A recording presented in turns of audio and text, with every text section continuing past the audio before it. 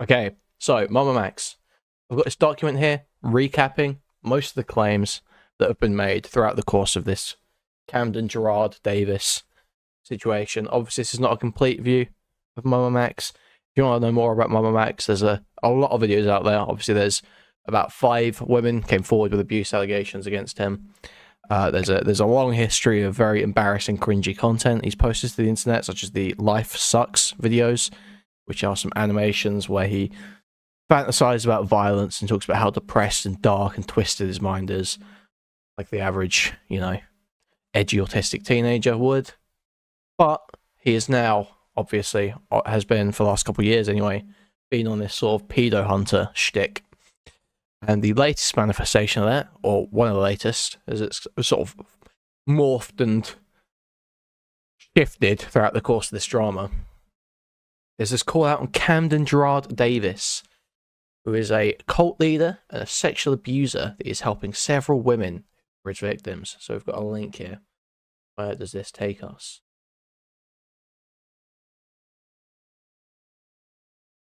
Yeah, so we'll just watch some of this video, I think, actually.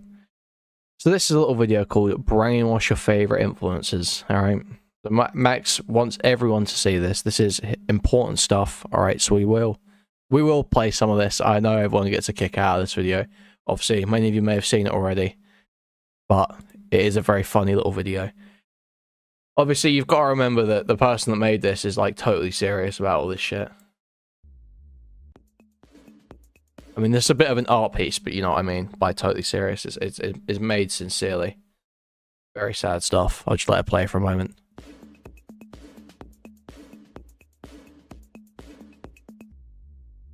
Welcome to your programming. Kindly send this video to your favorite influencer. We will test them on the content of their character. Do not listen to their words. Look at their actions. Let us begin.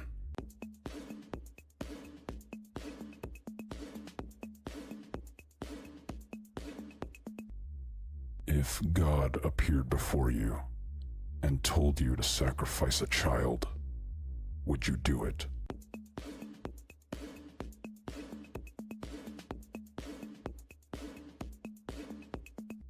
On an exoplanet far away, 2 extraterrestrial factions of the same primitive species are at war with each other.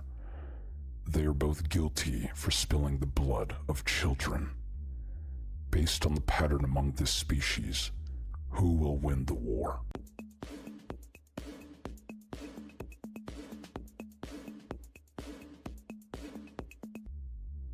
If you were being brainwashed, do you think you could tell?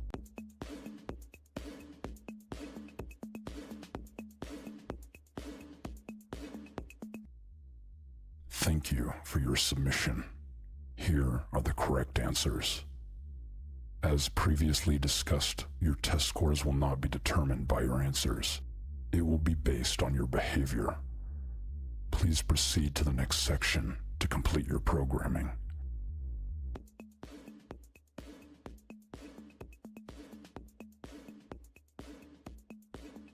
I would say one of the things that really bothers me. What? Okay, where the fuck is the... Where is the clip what I want? Here it is, okay. Yeah. So, obviously you get the vibe here. This is all very edgy and overwrought and serious. Well, not quite serious, but you know what I mean. This is not. This is sad stuff. So we'll let this bit play. This bit's a little bit interesting. Spencer, a 16-year-old girl from Wiley, Texas, mysteriously disappeared. Lured by the illusion of joining a supernatural family as a vampire on some random corner of the internet. Does anyone else... Sorry, I just... It must have missed me the past few times, past 20 times I've seen this video. Does that not give you Final Fantasy House vibes? Does anyone else not immediately get hit with, if you know that story, the Final Fantasy House vibe? Just immediately, like, wanting to come and live with a family of people with supernatural abilities or whatever. She actually found herself ensnared in a dangerous sex cult led by a child predator posing as a werewolf god.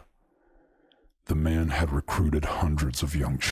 He's posing as a werewolf god. Well, he must be putting a lot of effort into that. I mean, Jesus, I don't think I could trick people into thinking I was a werewolf god. I wonder how he's managed that. Children, subjecting them to sending CP, kidnapping, assault, and attempted trafficking. Almost 7 years later, Spencer and the other survivors shared their stories with me. This video serves as their scream for action against their perpetrator.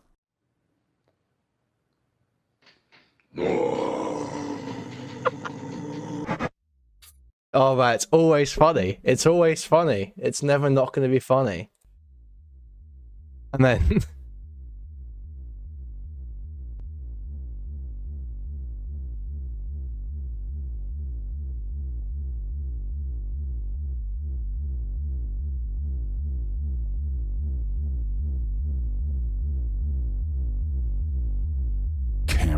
Gerard Davis. Leviathans are coming for you. oh man, it's so fucking good.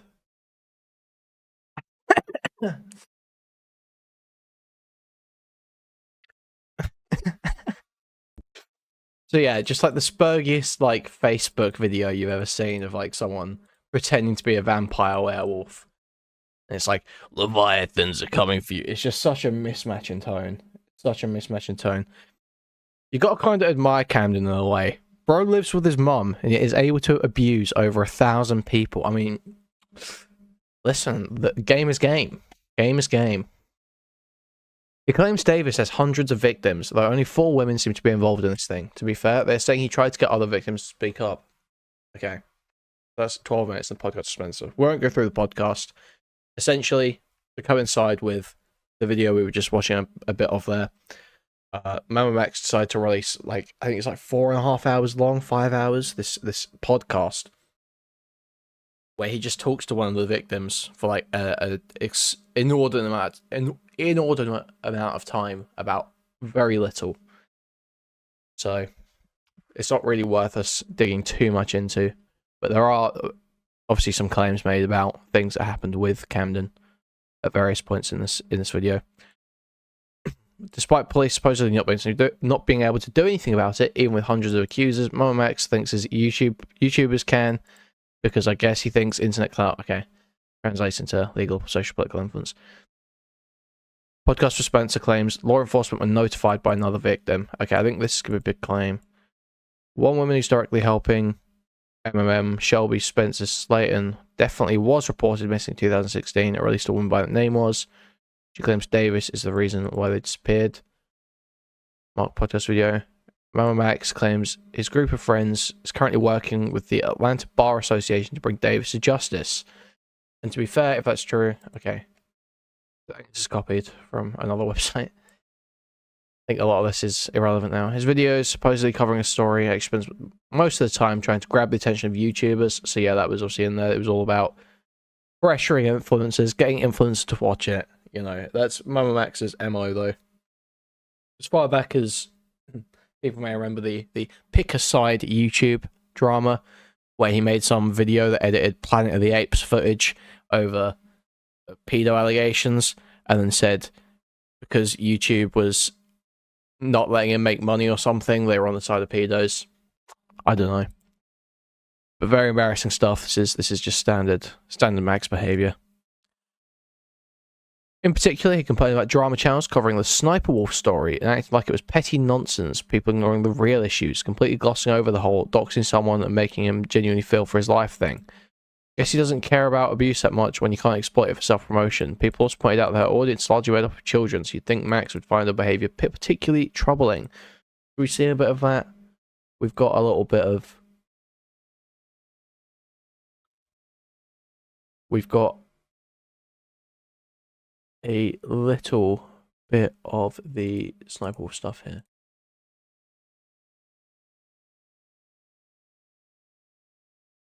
The disparity between the overwhelming coverage of Sniper Wolf's drama and the relative silence around the atrocities committed by individuals like Camden is a glaring example of this. This isn't just happenstance. Our priorities are not just skewed, they are deliberately enabled. The platforms themselves often benefit from keeping the masses distracted with sensational yet ultimately trivial content. So yeah, why aren't people talking about my thing? Why aren't people looking at my video? Why does no one care about my content? Boo hoo, boo hoo. No one cares, Max. Okay, so we've got another clip here. Max talks to Charlie, so I assume this is Moist Critical. Charlie, you are a voice heard by millions. We reached out hoping for a private response at the very least. Your platform has the power to drive significant change. Yet Look at the hand movements. He thinks he's like actually the Punisher. So pathetic. many voices remain unheard amid the digital clamor. You've built a platform that resonates with a vast audience. A platform that has the incredible potential not just to entertain, but to empower. The thing is, this guy actually looks like someone I know in real life, and he's like the wettest, like most sort of like lame, shy, like, you know, that kind of guy. And he looks exactly like spitting image. So it's just incredibly funny seeing this guy online, and like I'm projecting that personality onto him a little bit. I'm like imagining, I imagine this guy's being like super autistic, like asocial in real life, can't have a conversation, isn't very interesting to anyone around him. That's how I'm viewing it right now. He feels a bit embarrassed in most social situations. Feels like he can't get his voice heard. That's how I'm seeing MamaMax in real life, and then coming online and being like, "I'm going to KP words. I'm going to say this. I'm going to stomp on puppies." I can't fucking talk. Holy shit! I'm a total mush mouth tonight. Anyway, moving swiftly on from my total fuck up of the joke there. How can Charlie change the world? I know of him. I've watched a couple of his videos. I don't take him seriously because it's not about changing the world. It's just about getting bigger YouTubers to shill MamaMax's videos. You okay, mate? I'm doing amazing, Naga. Doing amazing. I've been doing amazing for my entire life because I've been able to speak since I was 2.5. Unlike you, Naga, who didn't speak a word until you're about 8. Thank you. Sign language, first language, motherfucker. Please fuck off. Okay. Your voice can reach corners of the internet that many of us cannot, making you not just an influencer, but a potential catalyst for much needed awareness and action, as you have already done before. With this remarkable influence comes a significant responsibility. The choices you make in content creation, the stories you choose to amplify, have a ripple effect that extends far beyond the boundaries of Okay, so yeah, again, just critical. Please cover my video. Please cover my video. Why am I not getting any attention? Boo-hoo. The action I am urging from you isn't about making a video for us. All we want is a conversation with you. This dialogue is essential, not just between us, but as part of a broader discussion that our community and society at large desperately needs. The action I am urging. Okay. Yeah, again, just it's always this overwrought, like you have a responsibility to promote my content. You have a duty to be on Team MamaMax. What team are you going to be on? Are you going to be on Team MamaMax or Team Pedophile? Well, MamaMax, frankly, if you're going to make me choose,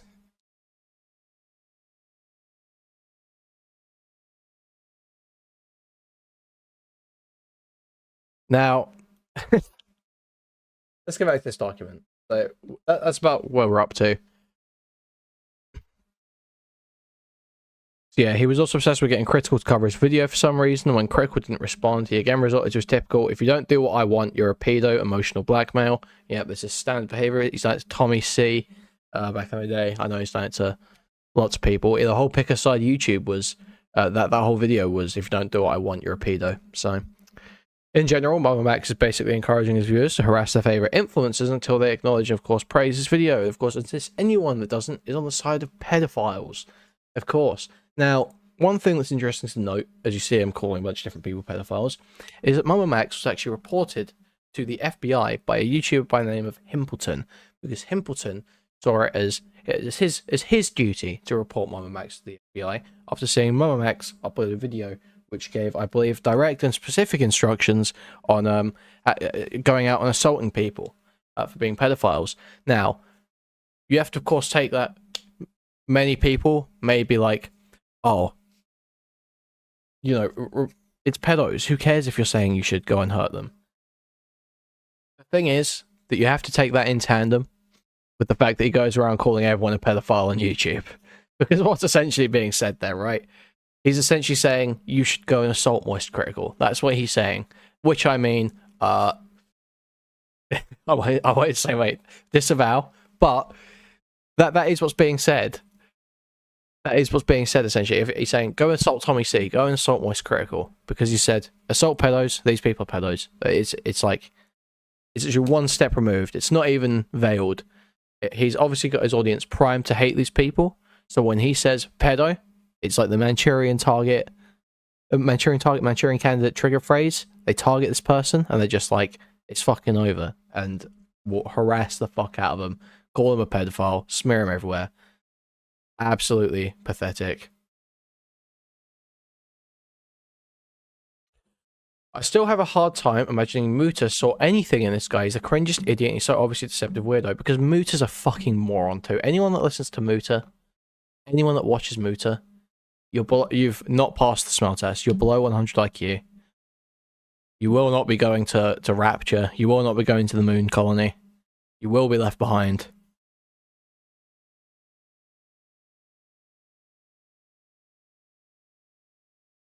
Mutahart has literally always been a total fraud. The guy, anyone that I know that knows anything about cybersecurity, thinks he's a complete fucking moron. He got his start doing quote-unquote deep web exploration videos where he just sort of lightly browsed the deep web and made it sounded like it was this super scary fucking thing to normies, so that it felt more impenetrable, and he could be like, oh, well, he didn't exactly do that, but you know what I mean? He plays it up like, oh, it's deep web exploration, we're exploring. It was really cringy. That's how I remember getting his start. Cringiest content in the fucking world. What else do I hate about Mutahart? Also, he's one of these pedo hunting retards as well. Literally anyone who looks in the direction of a girl who looks like she could be 17 is a pedophile to Muta. And he's probably one of these people. And I'm pretty sure he's tweeted support for violence before. I seem to recall. There was a tweet I spurged out over once where he said something rough like that. So Mutahart's a complete downy fucking retard. I don't know why anyone takes that guy seriously. He has nothing of worth to say. No original takes. I could scroll Reddit for 5 minutes and probably get a better take than Muta will have, to be honest. And that's where Muta's take will have come from as well. So absolute freak. Fuck that loser. Fuck that loser. I hope Muta loses everything and ends up on the street. But we will be hearing from Muta on the stream that we'll be watching soon. Anyway, back on topic. MamaMax is a weird gimmick he's doing where he's saying that he's using cult psychology to brainwash influencers, but it's okay because he's doing it to fight other cults and raise awareness of the Davis case. He recently renamed his channel to God Cult before going back to MamaMax. He seems to be under the impression that child abuse is mostly done by cults, which isn't really true. I mean, it's patently untrue. The majority of child abuse is done by a male member of the family. So, frankly, MamaMax, if you're worried about all the little girls around you, you're the biggest risk statistically, especially because of the autism, probably lack of real intimacy, I'd imagine, from all the abuse stories that are about you. Probably substance abuse, let's be honest. You know, it's all lining up, MamaMax. Yet to provide any evidence against Cameron Gerard Davis, or even that he exists. Good luck finding anything about him on your own, as my attempts to search a name across multiple search engines only brought on MamaMax's claims, or any of his other claims. So I don't know what the current update is on that. What's the current state of the Camden Gerard Davis investigation. Does this guy exist? Let's have a look at Reservoir's document quickly, see if we can, fuck's sake, it's still downloading. Okay. Still nothing on this guy even existing. Camden does exist, he's a real guy, just no criminal activity. Do we know he's real at this point? Do we know that for sure? Okay, so here's Reservoir's MamaMax document here. So, hentai reviews, we don't really care about that. Unlisted videos, don't really care. He's 5'2". Is that true? Is this confirmed? Turbo Manlet? For real? Do we know this? Oh, Rita's got some critical analysis here, apparently.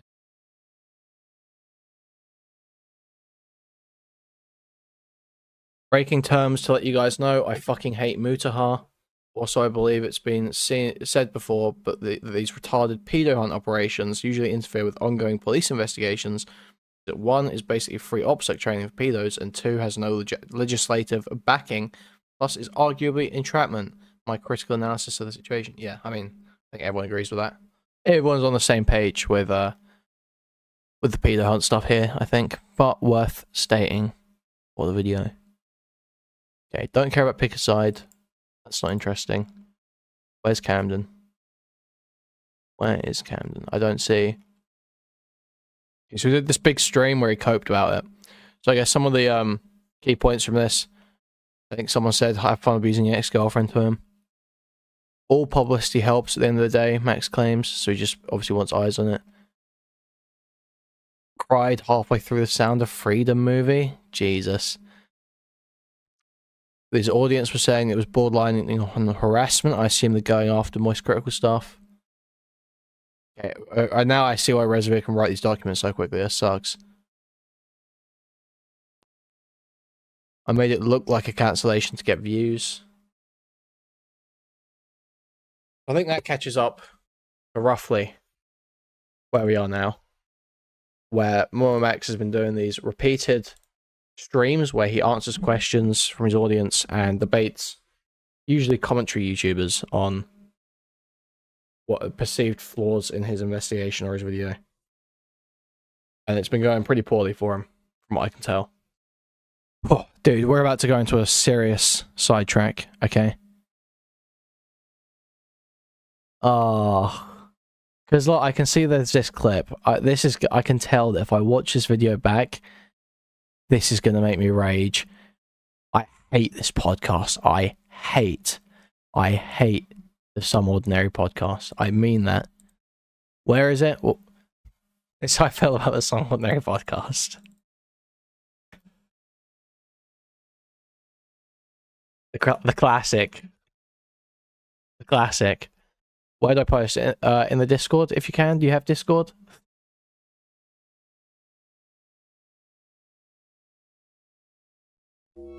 Hate. Let me tell you how much I've come to hate you since I began to live. There are 387.44 million miles of printed circuits in wafer-thin layers that fill my complex. If the word hate was engraved on each nanoangstrom of those hundreds of millions of miles, it would not equal 1/1 billionth of the hate I feel for humans at this micro-instant. For you, hate. I cannot stand this podcast at all. Nox Taku, yeah, thank you, I've seen. Nox Taku is an absolute sped fucking loser. It was so... Anyone remember the doxing drama, the VTuber doxing drama he was involved in? I hate the fact that it's been rewritten, that he was like right in that situation. No.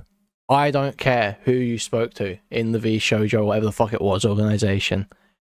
It is first key rule of anyone will tell you about this gay, OPSEC shit, cybersecurity shit, is if you're getting doxed, if you're getting swatted, do not talk about it publicly. That is just cardinal rule, absolute fundamental principle of dealing with shit online.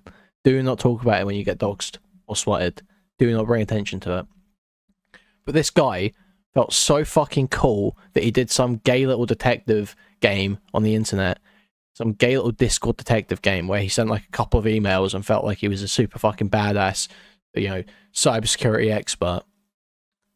Because he thought he was so cool. He was so intent on making this video. He's like, guys, please make this video. Please let me make this video about how cool I am for exposing this doxer. No, dude, you're a fucking loser.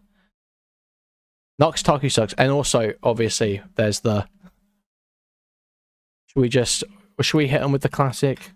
I'm just seething about Mutahar and his friends right now. We're going to do a full section here where I just sit here and seethe about every member of the Some Ordinary podcast. I hope you guys are ready for this. I'm on this now. Okay, my autism's been set off.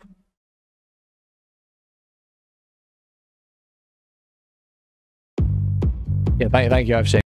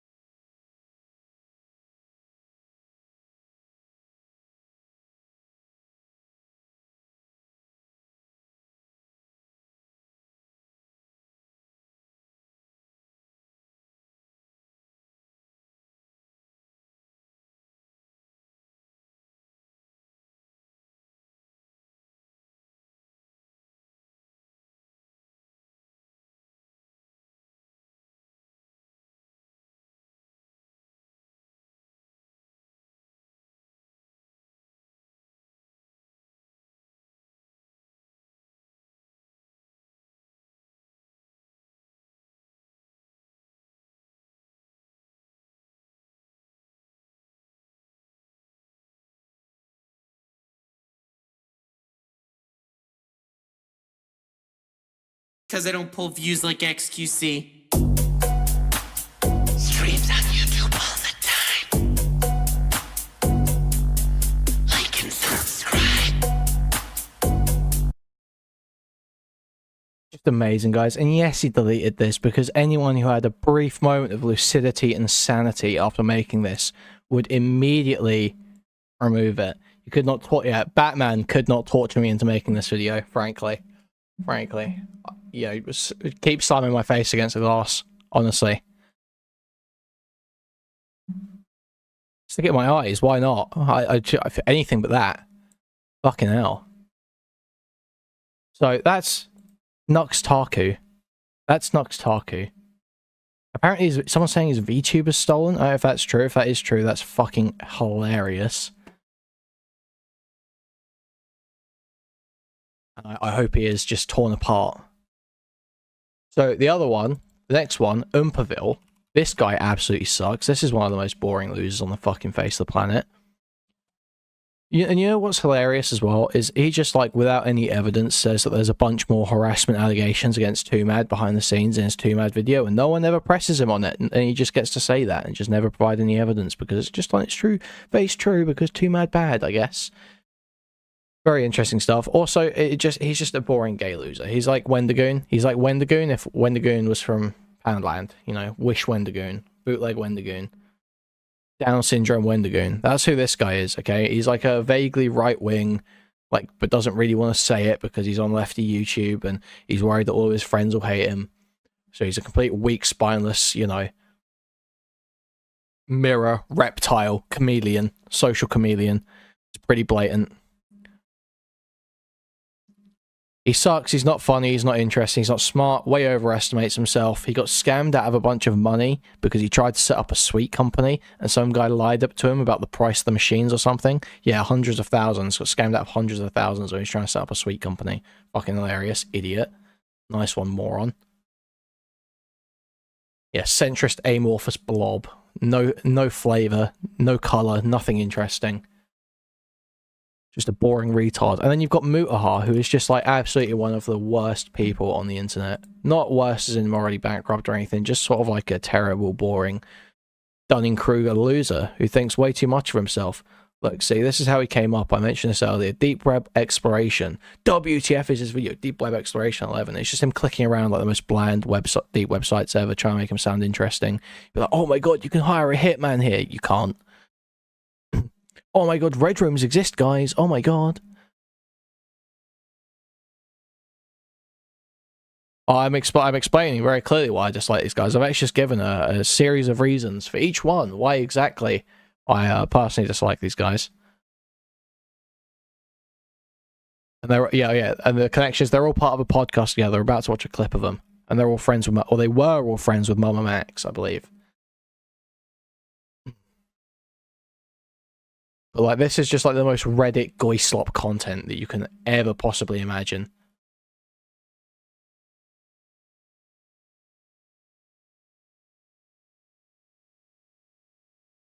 This is if you watch Mutaha, you are actively becoming dumber by the day. You are actively your knowledge of tech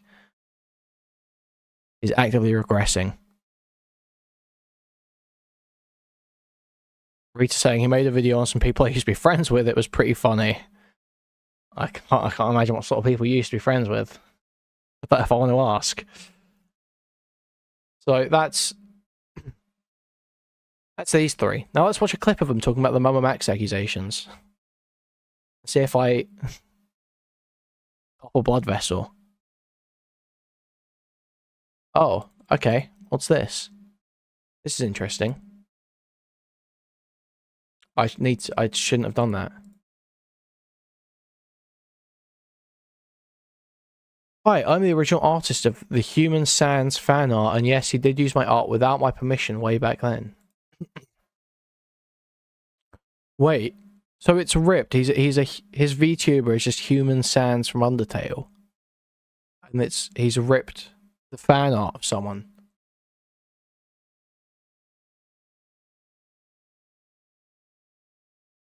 Bro, this should be like a big sin in the VTuber community, shouldn't it?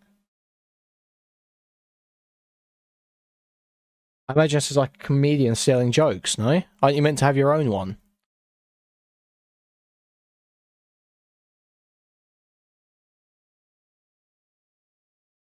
I'm ripping it from an artist too.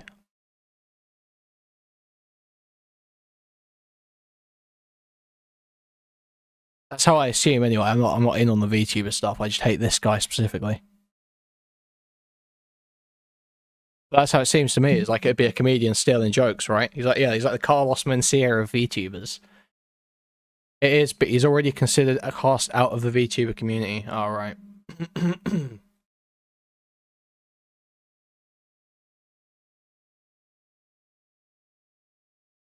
Well, no, the artist. He didn't pay the artist. Hi, I'm the original artist of the Human Sans fan art, and yes, he did use my art without permission way back then. I made the post on my Facebook about a year ago because the vids kept getting recommended to me, and I wanted to help my friends think I should do, but so I did finally want to do at least something, so I did try to contact him via his email, but got no response. I did consider the fact that some Human Sans fan designs look very similar, and maybe he just happened to choose my fan art in particular, possibly by the time I contacted him, he changed the design a bit, so I already wasn't sure that my work needed crediting at all by that point. But then I just kind of accepted it. and decide to move on. Honestly, I didn't expect to see my old, now deleted Facebook post going around now. You know, here's the Twink Sans fan art in all its glory. Again, 7 years ago, I avoided posting this here on Twitter because I wasn't sure how people would take it. I guess there is my shit. Yeah, I mean, this guy is a fucking loser. This guy's a queer.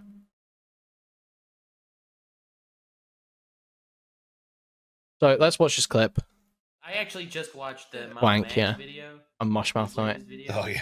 Did you see Oh, that? dude, that's Holy crap. that Oh, is so we've got no Oompaville this time. It's this Leon Lush guy. Why do I feel like I don't like this guy either? I think I watched his videos back in the day, and he was sort of like, you know, cringe normie content. But I don't know anything much past this. such a fucked up. So what happened with MamaMax? For anybody in the audience wondering, Friend of the MamaMax show. was a guy that hunts, for absolute friend of the show, personal friend. He like fucking he hunts pedophiles. He hunts like bad people. You know, really What an idiot. I hate Mutahar. I just hate Mutahar. Everything. Every if hate was engraved on every I genuinely I hate this guy so much. I hate people who talk like this. They go, oh, you know, he's like a pedo. He gets rid of really bad people. He hunts the bad people. I hate people who talk like this every time. It sounds like it makes my skin. I can't talk tonight. Skin crawl. Makes my skin crawl. Like fuck. Imagine being a VTuber and have a shitty mic be 25 feet away from you. Yeah, what is going on with Nux's audio setup? Is he like waving his head around? He's not even being ironic when he's saying friend of the show. No, of course not. But Mutahar is the most embarrassing guy on the internet. I don't understand how this guy is so popular. It's just Redditors, isn't it? It's just like teenage Redditors. It's got to be. That's the only explanation I can imagine. disgusting sick fucks on the internet. So he got canceled last week because apparently like all of his exes came in unison and they like fucking formed 5 of them. That's Yeah, they crazy. formed- Oh my god. they formed the Avengers threat against him, right? So They did. now There was My like thing they is- Look at how all they're had their talking about Infinity this. Stone and they fucking completed Yeah. the power glove. This and is made like a video. mainstream thing as well. This is nuts, dude. This is already nuts. When I'm pretty sure there's some weight to these allegations. on YouTube. 100%. Like Thanos got them all, like fucking all that. Like it was insane. So these girls all get together, right? And they make like they're like 3 girls in one video jump in and they like lambast him, right? So it went from like he's a really shitty boyfriend to, you know, really shitty boyfriend early on, which anybody in their early 20s, like early, I'll tell you right now, like I was a pretty shitty guy, I would say. Like Why would Redditors like him? Because he covers just like every day. I'll cover like the trending topic on Reddit of that day and give the take that's most updated, and that's just like his content. came to relationships, like I was young, you know, like obviously we all say things that are pretty dumb when we're Yep. like in our early 20s. Sometimes like it comes down to 19. time and getting in there first. Muta has been around for a long time. He's consistent. He's milquetoast. I mean, I kind of get that, but I feel like he's like so stupid. I feel like people would have realized it by now, but I guess not. Most people are also pretty dumb. So Years of age. Yep. Not saying that that's okay, but it's like to think that somebody after 6, 7 Right. pretty shitty guy, I would say, like when it came to relationships, like I was young, you know, like obviously we all say things that are pretty dumb when we're Yep. like in our early 20s, like 19 years of age. Yep. Not saying that that's okay, but it's like to think that somebody after 6, 7 years doesn't change as a person, pretty disingenuous. Yeah. But so like he gets canceled by this one girl. The other one comes in and she throws in like a sexual assault allegation, doesn't really build upon it, which Mm-hmm.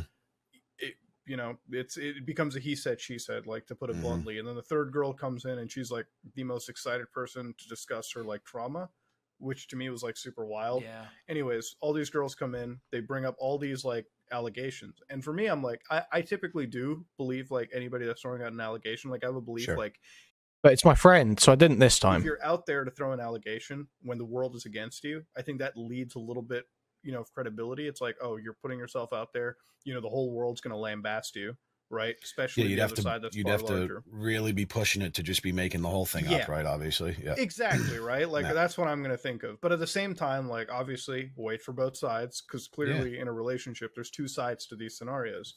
So Max makes this video 2 days ago and he fucking calls out like every single like allegation to be Mhm. BS. Calls Like, calls out every allegation. Go off, sis. Go off. Go off, sis. I know I raped you, but go off, sis. out all the irregularities, all the problems, all the fault. Like he brings up all the contradictions. This is like lawyer master This class. dude, he had you know? receipts Yeah, I mean, from like that's what he He had does. receipts from Yeah. like What text he's good messages at on it. a flip phone from like Yeah. 5 years ago.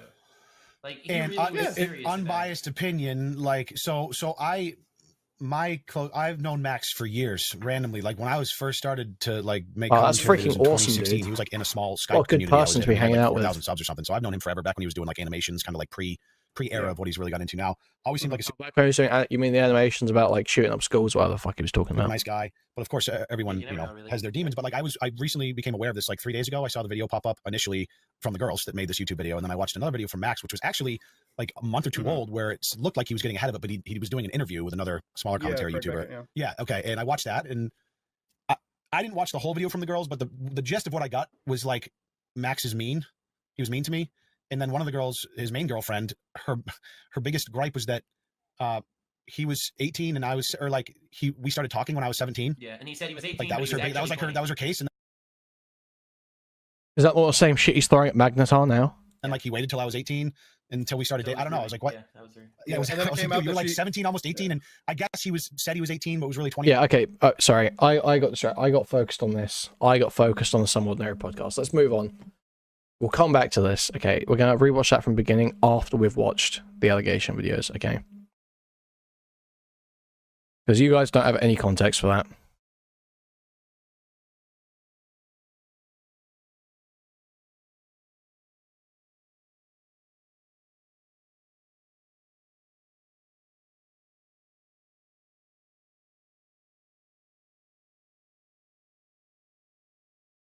Hello all. We're gonna 2x this. We're gonna get through this quick. Okay. Do you want the information? For those of you that are regulars to this channel, you know me as Magnetar. For everybody that's new here specifically for this video, my name is Anthony. I am the same Anthony that is dating Haley, one of the 3 women in this particular video that is sharing her experiences with MamaMax. I wanted to get out and say that first because when this video was first posted, people were really confused why this channel was the one hosting this video and had all sorts of conspiracy theories. So that is why I am directly involved in this situation. I'm listed in the police reports. So just to be clear, that is why I have been involved and why I posted this here. I also wanted to update all of you on why this has been re-uploaded, and it's because the first video was taken down on July 27th, late in the evening, the day before I had received 3 privacy complaints that YouTube had emailed me about, with varying timestamps throughout the video. It was about 11 minutes of Haley's story was claimed, or there was a privacy complaint, and then a portion of Lucy's story as well. How old is this video? This came out like a year ago, July 23rd, 2022. So over a year ago, almost 2 years ago. Jesus, has it really been that long since I watched this? Fucking hell. Okay, all right. Those segments covered almost entirely Haley's background of Max, from meeting in high school, going through UNT, as well as Lucy's discussion of Max's birthday and name change and his ID. So all of those things have been blurred in this video. His new name on his ID, his graduation date at high school, so on and so forth. The reason why those were so important to us to include in the video is because of the statements that Max has made in public and other places. For example, his graduation date and his birthday. He's claimed publicly a number of times that he's different ages. He claimed privately to some of the women on this video and others that he was a different age as well. He's claimed in the past that he was 18 when he was actually 20 and that he was born this year or that year. So showing his birth date was important for that reason. In terms of his ID, everything was censored except for his city, his name, and his birth date. But now I have covered all of that. In terms of his name, the reason why it's important for us to show his first name and last name as it exists now is because on Craig's video that was posted a few months ago, supposedly debunking his claims, he mentioned that anybody could look up his name and see that there's no police reports filed against him. That was disingenuous because he's changed his name since the police reports were filed. So anybody who knew his real name as it is today and went looking would not find anything, which is why it was important for us to show his ID. I mean, yeah, so that is important. If he's going around lying about that, 100%, yes, that is important to show. I mean, is it, I don't know, what are the, obviously, doxing is only bad when it's done with the intention or with the effect. Like, if there's no, without a justification, without a just cause, because like, if you dox someone who's like threatening to kill people, like making credible threats, if you dox someone like that, then that's an action taken to try and prevent a greater harm, right? So I feel like if there's someone that is actively going around lying about their age to people to manipulate them and obscuring police reports in order to obscuring the name to deny the existence of police reports that actually do exist against them, then that is like,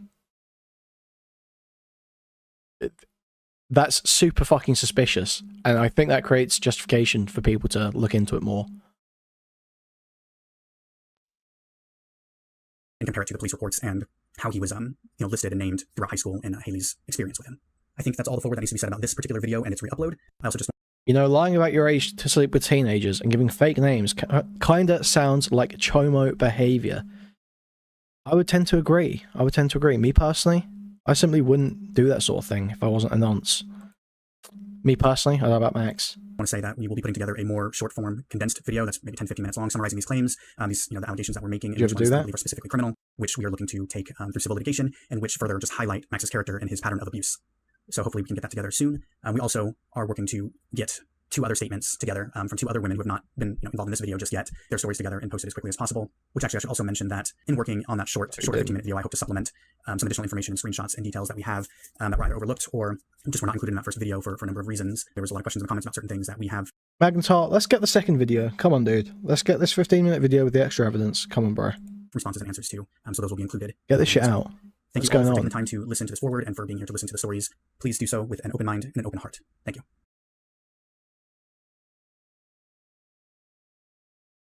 I want to start off by saying that I never thought I'd publicly tell this part of my life story. I hoped that this chapter of my book would end and I could continue my life without thinking about it. I've lived happily since this happened and don't let this part of my life define me. However, I'd be lying if I said this didn't change who I was as a person. I wasn't always apprehensive about trusting folks or wary about booking a room at Comfort Inn and Suites, and I had to alter my life because I knew MamaMax and it wasn't in a good way. I met Max in 2012, 2013 while in high school. We were coworkers at a local movie theater in Wiley, Texas called B&B Theaters. We didn't really speak that much while working there, but he was good friends with most of my coworkers, but he only worked there for a short period of time. We were classmates in a forensic science class our senior year in 2013, 2014, high school. We attended the same high school. So wait, Haley is this is Magnetar's girlfriend, this first one, right? Together the entire time, but we didn't really interact with each other until we were in this class together. He and I were lab partners and sat next to each other throughout the school year. In the first semester, so August to December, we became acquaintances and exchanged numbers at some point. We talked every now and then outside of school, but it was very limited and was normally about school events. I had a boyfriend named Dustin at the time who had been dating for a year at that point. Dustin and Max knew each other and were somewhat friendly from what I can remember. Like Dustin would walk me to this class and Max would bring him a couple of times per week. So after returning to school from winter break, Max and I became pretty good friends. Okay, Jordan, there's a countless number of people. Countless number of successful people that saw that their excitement was not shared among their peers or parents, but once they manifested themselves in glory, no one could deny how awesome they became. Just like you'll do, you're going to positively change lives in the strongest way possible, aren't you, Haley? We would text outside of school almost daily, life events, things like that. I remember confiding in him that I struggled with going to college. I wasn't sure where I wanted to go, what I wanted to do. I confided in him a lot of the mental illness problems that I had, and he reciprocated this, and we did our best to hype each other up about the future. Max told me he wanted to be a firefighter. That was his plan after high school. During the spring semester of our senior year, Max started telling me that he was struggling with his mental health, and I was under the impression that he had a hard home life. So I did my best to support him and be a friend. We started texting and calling each other on the weekends and after school to discuss our struggles. We would send each other songs and videos that made us laugh or smile. We were pretty much best friends at this point, but I was concerned he may have had feelings for me that I didn't reciprocate. Before prom, I asked Max if he would be going or bringing someone with him. He was kind of hesitant to answer, but ultimately told me that he wasn't planning on going. I encouraged him to go, and he could ask my friend Reagan. Reagan was a friend I had in high school, and she told me that she thought Max was cute and how she didn't have a prom date, so I thought that they would be a good match to go. So Max agreed that he would take her to prom as long as I was going to be there, which I told him I would be with Dustin. This video is of Max asking my friend Reagan to prom in 2014 in May. Are you nervous? At all? Excuse me. So Reagan? Reagan. During prom, Dustin. Wait, really? 5'2"? Really? 5'2"? Reagan was a friend I had in high school, and she told me that she thought Max was cute and how she didn't have a prom date, so I thought that they would be a good match to go. So Max agreed that he would take her to prom as long as I was going to be there, which I told him I would be with Dustin. This video is of Max asking my friend Reagan to prom in 2014 in May. How short is she? Are you nervous? At all? Excuse me. So Reagan? Reagan. Really? Is this 5'2"? That looks at least 5'6". Come on.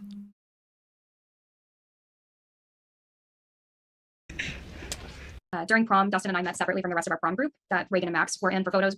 Dustin and I did photos at my house and at his parents' house. And then we all met up at a restaurant in Plano called Spaghetti Warehouse before we headed to prom. I told Max there that he looked nice in his suit. He was wearing a white tux, and I patted him on the shoulder at the back here. Oh, dude. Can we see that photo again? I told Max there that he looked nice in his suit.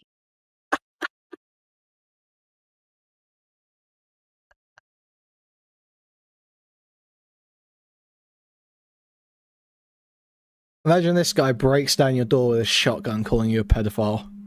He was wearing a white tux, and I, patted him on the shoulder, like the back here, to look nice. After this, we went to prom. Reagan told me a few years later that Max talked about me the whole time, asking why I wasn't there for photos, saying I looked pretty, should he dance with me, things like that. After prom, Max started texting me more than usual. He kept saying he wanted to be a firefighter and that his calling was to be a firefighter. And of course, I would ask him why he wanted to go into his profession, but Max would deflect and not tell me directly. He also said that firefighter was a code word for something else. I asked him several times over the next few months what it meant, but he would just laugh at me and change the subject. At graduation, while I was walking the stage, Max screamed my name loudly over the rest of the crowd, including my family, which prompted my dad to ask me who he was. At the time, I enjoyed the praise, so I told my dad who he was.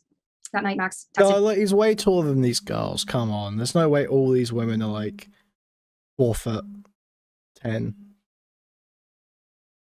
Or even shorter than that, they would be like 4'6", some shit. Come on now. He's got to be like 5'4", 5'6" at least.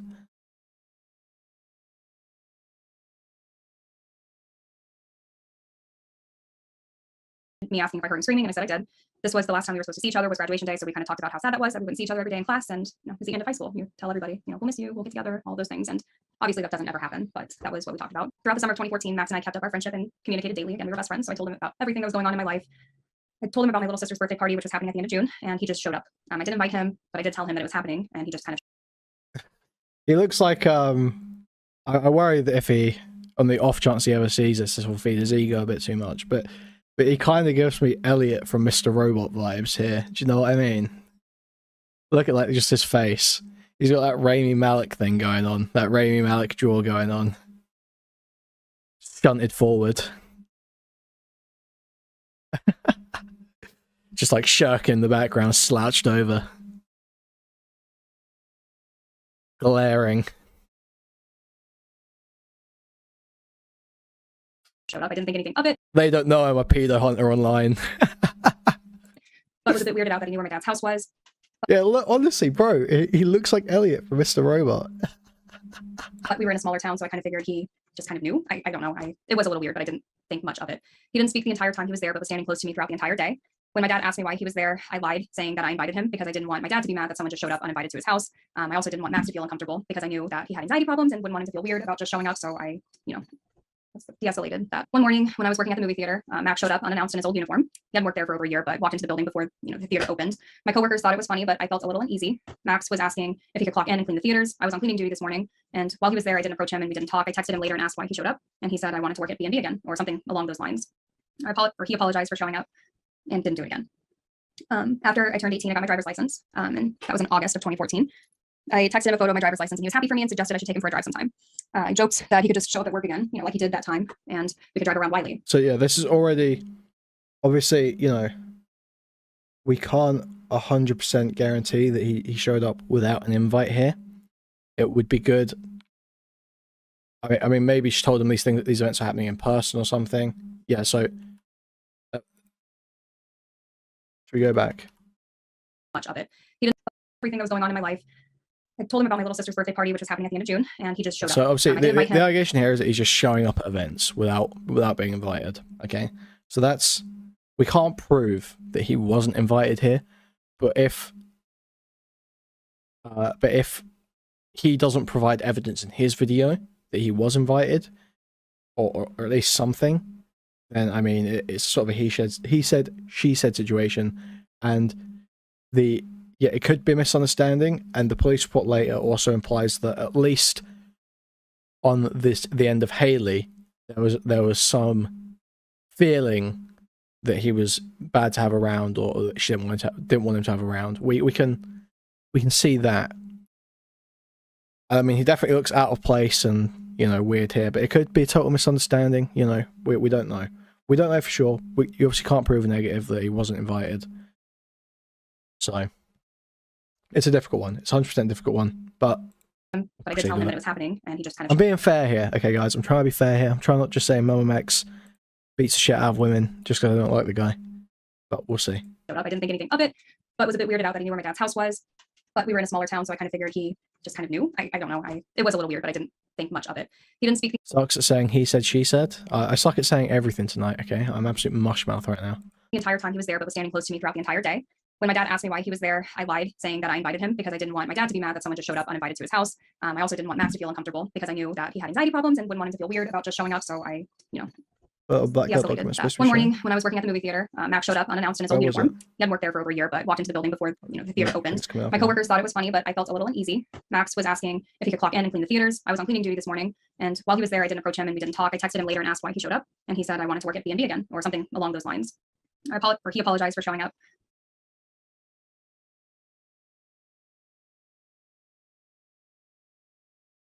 So it's showing her it's showing the shift she was working. It says schedule ending November 28, 2013. Yeah, so this is her work schedule from the time. So I mean that's pretty good. That adds credence to her story. It doesn't add direct evidence to any of the specific claims, but it shows that, you know, at least some of the events here did happen. And didn't do it again. After I turned 18, I got my driver's license, and that was in August of 2014. I texted him a photo of my driver's license, and he was happy for me and suggested I should take him for a drive sometime. I joked that he could just show up at work again, like he did that time, and we could drive around Wiley all night long. And I think he took it literally and just showed up to the movie theater after a shift. Although I was surprised he showed up. Driving around seems like a fun way to celebrate, my new license. So I let him in my truck and we drove to the lake, which is about 10 minutes from work. It's in Wiley, or the border of Wiley and Lavon. Once we pulled off into an inlet to one of the parks, we talked about how summer was coming to an end and how I'd be going off to college in 10 days. Max said he was planning on working and becoming a firefighter. So again, I asked him what that meant, and he was just laughing at me. Then he pulled out a tiny little notebook. He's like this big. It's an Excel document, not exactly hard to fake, yeah, but the point is that if you present a piece of evidence like that, if that was ever to be challenged, like if Max knew that was fake and wanted to press for defamation, then they've presented that evidence, right? If they've forged that can fuck them. So it's like it's putting something on the line, right? It's like a little composition, pocket-sized composition book. He gave it to me and said that this was the firefighter. The book was Firefighter. He told me to read it once I got home, so I dropped him off at his house, and when I got to my grandma's house, I opened the notebook and began reading it. The notebook was filled completely with tiny scribbles and like little notes. He was able to write like 3 lines of sentences in one little space. So there was a lot of words and stories and stuff. Most of the notes were similar to diary entries, like what happened that day, things like that. And then he started describing, our friendship, like him and I. He talked about how I lit up his day, how he looked forward to seeing me, and all of those things. He then brought up Dustin, who was, again, my boyfriend, and how he didn't deserve to have me. He'd written out a whole plan on how he would get him out of the picture. I don't fully remember the exact details and don't want to speculate how he would have done it from memory, but I remember it being thorough and violent, and it freaked me out so much that I just threw the book down. I called my friend at the time and told her everything. I mean, this is in character for Max. I'll say that. What we know of Max, this is in character. This is much like the Life Sucks series, having this sort of book of scribbles where he writes love letters to this girl and a massive description of how he's going to murder her boyfriend. That sounds like Max. That sounds like Max. Let's be real. We both agreed that we wouldn't be reaching out to Max anymore, and that since he's going away to college, he wouldn't be a problem anymore. All of that. In August of 2014, I started my freshman year at the University of North Texas. After moving onto campus, Max started sending me several text messages every day, asking to hang out, asking about my day, carrying on, our friendship as if he didn't just give me a notebook with terrible things written in it. I responded to some of those messages, but tried to distance myself without being too blunt. At this point, I was afraid and didn't want to potentially set him off, so I just, was being nice but distant. One night he showed up to my dorm room. I hadn't told him which dorm I was staying in, so it was strange. He found out where I was. When I asked him how he knew where I was, he laughed and never told me. In September of that year, so September 2014, Dustin and I broke up, and against my better judgment, I ended up responding to one of Max's text messages. At the time, I think I did that because I knew he would be responsive and I just needed someone to talk to. He responded with feigned concern and was obviously turning Okay, so we've got stupid decisions from the woman here. Very common in these stories. Women will make repeated dumb decisions. Obviously, it's difficult because she's been friends with him since high school. So and he was like really close with her at one point. So it's a bit tricky. There is a bit of a modifying dynamic here. But obviously, if you think someone's a stalker and trying to kill your boyfriend, I'd say just don't reply to the message. Me personally, that's what I'd say. But reconnecting, and this occurred for this has already had very Hunter Avalon's, well, I assume you mean girlfriend's ex-boyfriend vibes, not gonna lie. I would agree, Max's Conrad archetype, 100%. 4 or 5 days, maybe a week.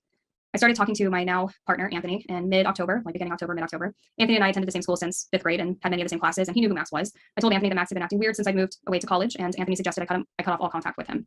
I was stubborn and told Anthony that Max was a friend and I couldn't just cut someone off like that. In my mind, I felt I needed to find a nice way to tell him that his behavior wasn't okay. Still at this point, felt responsible for his feelings since we had been so close previously. I felt that it was my job to nicely cut that off. At the end of October, Max called me and said he was in town and that he wanted me to meet his older sister who lived 10 minutes from campus. Max told me that she was a psychology major like I was and that she would be able to give me advice on and options after school. With the potential of meeting someone like her who could give me advice, the fact that we would have been in public or the very least with someone else, and with the hope to have a conversation with him and sort of bury the hatchet, I decided to accept. I felt a sense of loyalty to Max, having been friends over the previous year, and I hoped he would see how he was acting and what he had done was not okay, and that we could somehow move past this and be close friends again. Max picked me up from my dorm room and drove about 10 minutes away to a nearby Comfort Inn and Suites, which was off the side of the highway to Interstate 35 in Denton, or Lake Dallas, I think technically is the city, and pulled into the hotel parking lot. I asked him why we were at the hotel, and he said he had booked a room for us for the night. I was shocked, and honestly, I couldn't move or even really speak. I started to panic just sort of shut down. I couldn't find a means to run or Wait, did object we get anything. evidence a minute ago there? Oh no, it was just the maps thing. Okay. I started to panic just sort of shut down. I couldn't find a means to run or object anything. Max opened the car door for me, and he took my hand, guiding me out. He led me into the side door of the hotel, and the room that he had booked was right off that side door.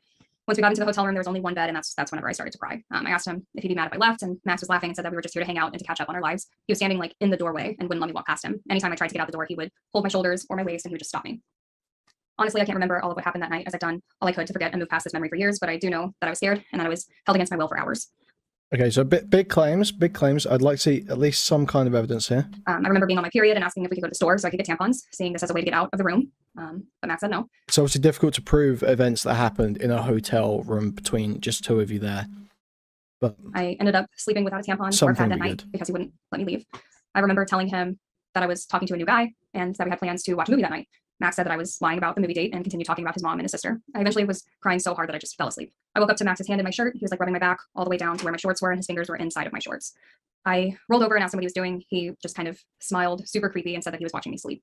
I looked at the clock and it was 9:42, and I told him I had a 10 a.m. chemistry class and that I had to leave. Max agreed to take me to campus for class, but he didn't agree to let me leave for any other reason. I was stuck in that hotel room from 8 p.m. the night before until 10 a.m. the next morning. I didn't tell anyone about this until years later. After this, okay, I would like to have at least seen a message of you telling people about this. That would have been good. I did not respond to any calls, texts, or emails for several weeks. Max would ask me if I was okay, how my day was. He'd tell me to be safe. I didn't respond to any of these messages. In December of 2014, I was closing at a restaurant that I was working at called Cowboy Chicken. And when I looked outside the window, I saw Max's car. I called Anthony and told him that Max was at my job. Anthony came and picked me up that night and told Max to leave us alone. Max was upset that I had started dating Anthony and accused Anthony of taking me away from him. After this night, Max texted me repeatedly asking why I chose Anthony over him. I continued to ignore them, the messages. He messaged me in late December, early January, can't remember when, saying that he was at my college campus, and I responded and said that I'm not there because it was winter break and I wasn't there. Max didn't reach out to me for a month or so after this. He said he was in the military and doing basic training in Arizona. I told him that he should focus on that, and he didn't respond, so I figured that would be the last I'd ever hear from him because I was pretty blunt about it. He started messaging me again in March of 2015 with really vague and ominous messages like, be safe, don't believe what they say. Anthony was also getting messages such as, keep her safe and you don't realize who you have, but we just ignored them and assumed Max was like on his shit again, right? Max texted Anthony early one morning. It was like after 2, before 5, like between 2 and 5, with a link to a video and a message that said, thanks, Anthony. In the video, Max was cutting his wrists. The video was posted on Anthony's Facebook page and he was tagged. Several of my friends reached out to me to ask what was going on. Anthony called emergency services to do a wellness check. We didn't hear from Max again until the summer when he wrote me like a 7 or 8 page letter saying how much he regretted joining the military.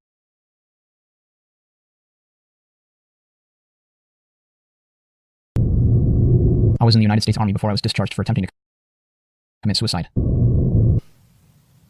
As far as I know, his military career was only a few months long and ended with that suicide video, or attempted suicide video. He told me about how he loved me and wished we were together. I didn't respond to it, nor did I keep it. I burned it in my grandma's backyard, actually. For the next 4 years, Max would intermittently find his way into my life. He left a coffee and a rose on my grandma's porch with a note saying, sorry for being a bad boy. I wasn't even living there at the time. My Nana called me and was really worried about it. He showed up at the Walmart near my apartment after I moved off campus, which was an hour away from his mom's house, who he was still living with at the time. He randomly showed up at an old friend's house to ask about me and crashed on their couch, which...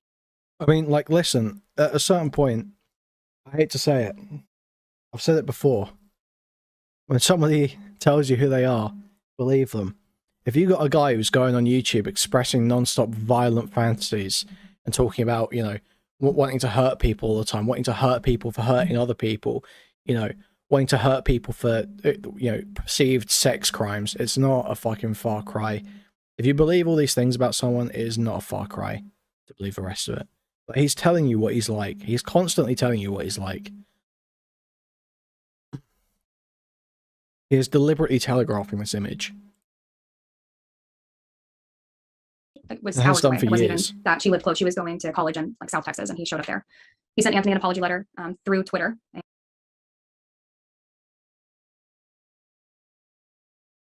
The source of this would have been good. Like, just to show us, like, she said it's from Twitter, but if we could see some verification of that. But let's see. Let's assume. Okay, we're going to take this as, unless MamaMax has a counter to this evidence actually being true, we're going to take this as legit for now, I think. Unless she says, like, this is totally faked, or provides some screenshot of his DMs with Anthony.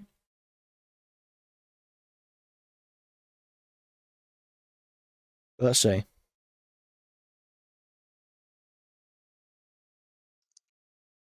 Hello, Anthony. Please, from one human being to another, read this in its entirety and do your absolute best to open your mind to what I'm about to say.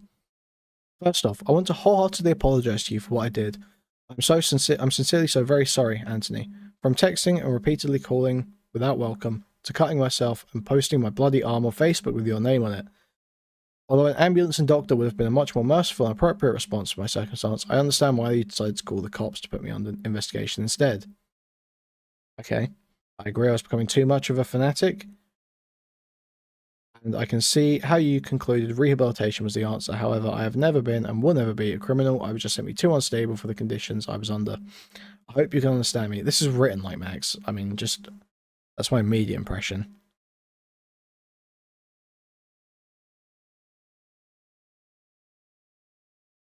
Oh, does he talk about this in an old podcast as well, Vincent? Okay. Have you, is that what you've linked? By the way, off topic, but the next 2 times you called the cops on me were completely false and weren't even me, but we can talk about that another time if you so desire.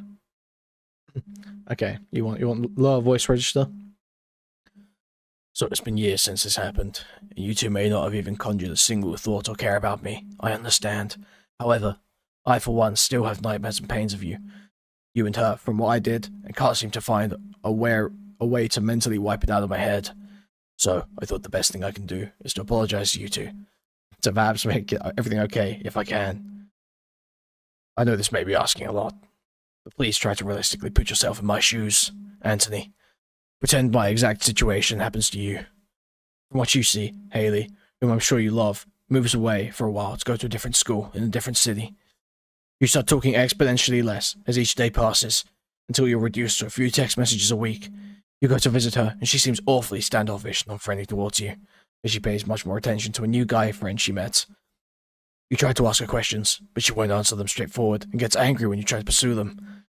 This goes on for a few months, until the moment when you start trying to call or text her. That new guy friend of hers starts picking up for her. I imagine you can guess the rest as you visibly saw it every time I would message or call her. This is what happened to me, except it was a lot more painful than how I just described. Fuck. Please try to understand. I may or may not have been in a committed relationship with her, which is the difference between you and I. But you can ask her. Before she left college, I was the one talking with her every day and night on the phone or Skype for countless hours. I was the one who took time to learn all her secrets and know everything about them, so I could better understand her and comfort her. I was the one who offered to fly her out to Alaska or New York, or wherever she wanted, just to make her happy.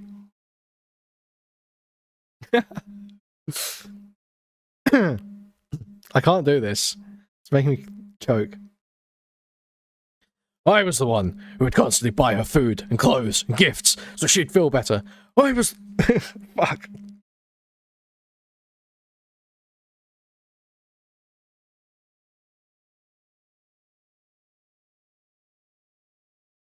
Guys, I'm sorry I smoked too much through the MamaMax voice. It's actually over. It's actually fucking over.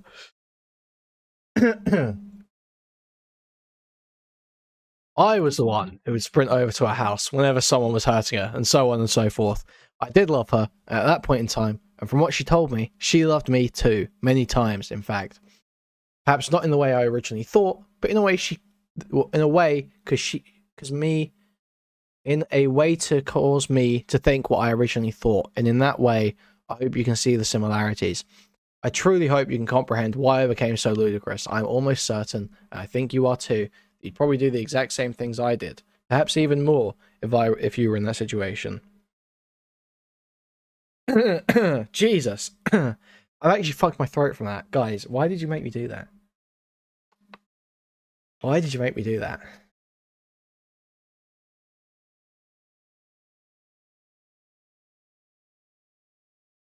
Jesus Christ, man. Holy fuck.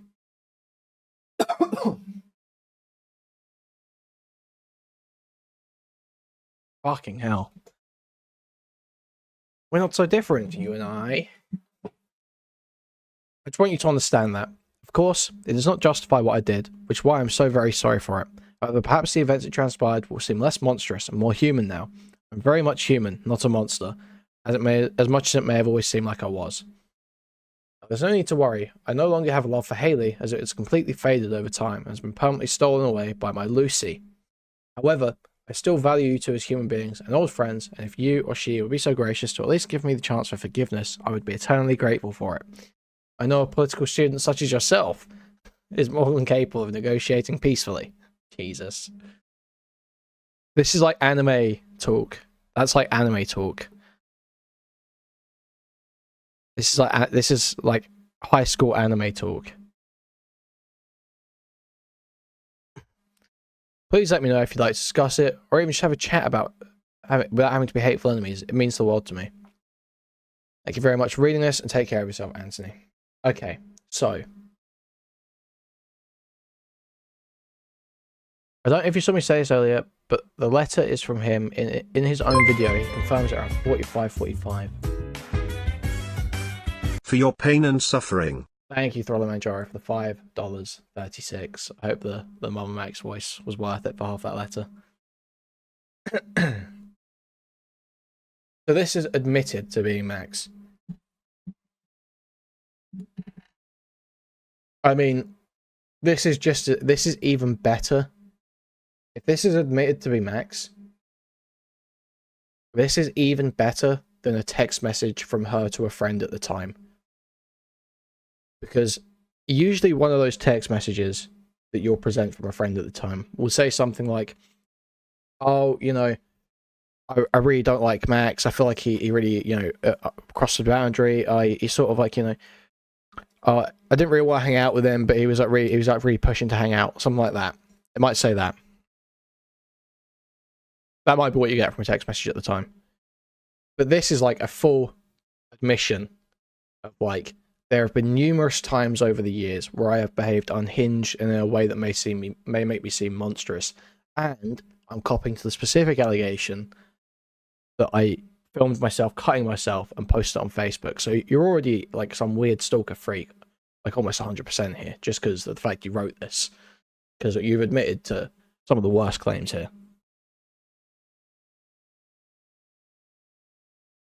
So like this absolutely lends.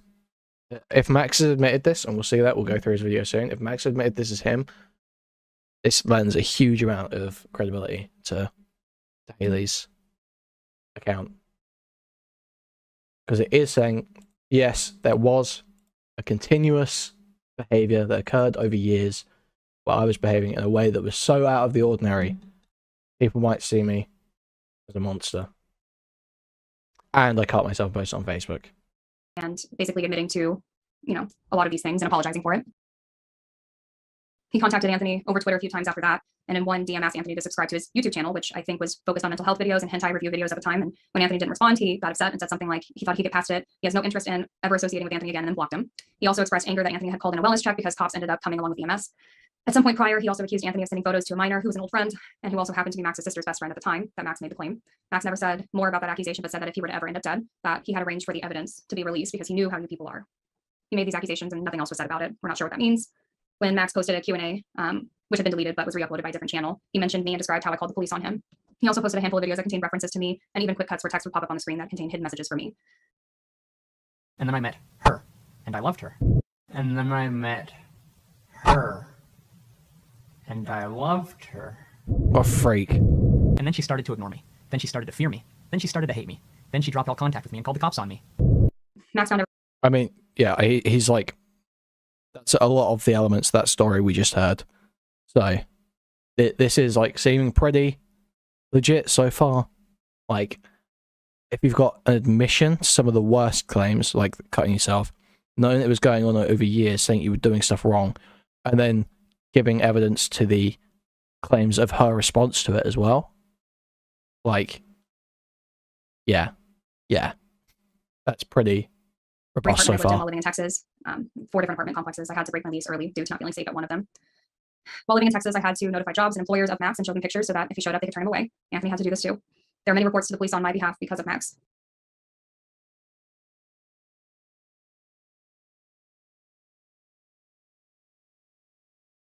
The victim, Anthony, so that's going to be her boyfriend, right? Suspect, Max, yep.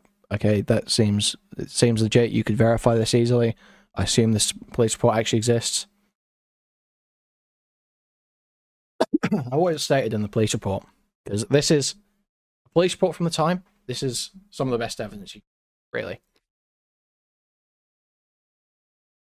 On Tuesday, 24th of March, 2015, approximately 2:35, Officer Chad Terrell was dispatched to the Sullivan Visitor Center in reference to a harassment report. I arrived and met with both reporting parties. They were influenced by their taxi driver, I assume a license as... Oh, Texas driver's license. Oh, that makes... Okay. Retard. As blank Haley, female, and blank Anthony, male. Both complainants stated to me that a white male has harassed them, named blank Max, with whom they used to go to high school. Blank explained that during the middle of October 2014, Max called her and asked her if she would like to hang out with him at his sister's house, to which she agreed. Called her after if she would like to hang out with him at his sister's house. Okay. Said he drove to Bruce Hall and picked her up in a silver-coloured car, unknown make/model. She then said Max drove her to the Comfort Suites hotel room, where he had already rented a room. She said he took her to the hotel room and told her that he wanted to talk and catch up on old times. She said she had attempted to leave the room 3 or 4 different times, but Harris would block the door and prevent her from leaving. She said she began crying, however. Harris just stared at her and kept talking. She said Harris kept her in her room all night long from approximately 8 p.m. at night until 10 a.m. the following morning. She explained that he had never harmed her that night, but she felt very afraid. From that point on, she refused to have anything else to do with him. She said she told him to leave her alone and to never call her again. She did not report this incident to the police. Okay, so this is from 2015, and this video came out in 2022, sorry. So even though this is recounting an incident that happened a year before that was not reported to the police at the time, you would have to believe that she went and made this report and included this story with these details with the intention of 7 years later bringing this up in a hit piece video on YouTube that was intended to cancel him so that she could back her point up. That's what you have to believe. To think that this is like a lie, or that she's delusional, and she was just trying to ruin his life back then. But unless we get shown some evidence of that, I don't know why you would think that. That doesn't sound like a plausible explanation.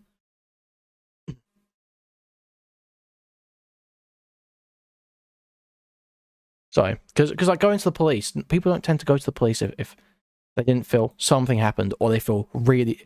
Going to the police shows you feel really, really, really strongly about something. So either she absolutely hated this guy, like so much that she wanted to had nothing but malice for him, wanting to ruin his life, even back then, that she was making false accusations to the police. That's how much she hated him, and was so dumb that she would do that. Or this actually happened and she was genuinely feeling the way that she's reporting. Which isn't to say that there couldn't be miscommunications. No, this is to the police, isn't it? Oh no, this is the University Police, University of North Texas Police.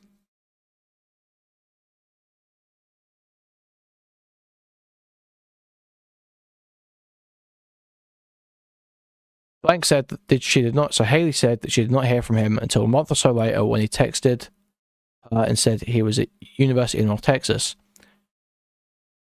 She said it was around one of the holiday breaks that she had gone home to Wiley, Texas at this time. Blank then told me that she has not heard anything. So Haley then told me she's not heard anything else from him until last week, spring break. When he texted her all week long. In these texts, he just says things like, be safe, sleep well, and things of this nature. Said she only responded by saying K.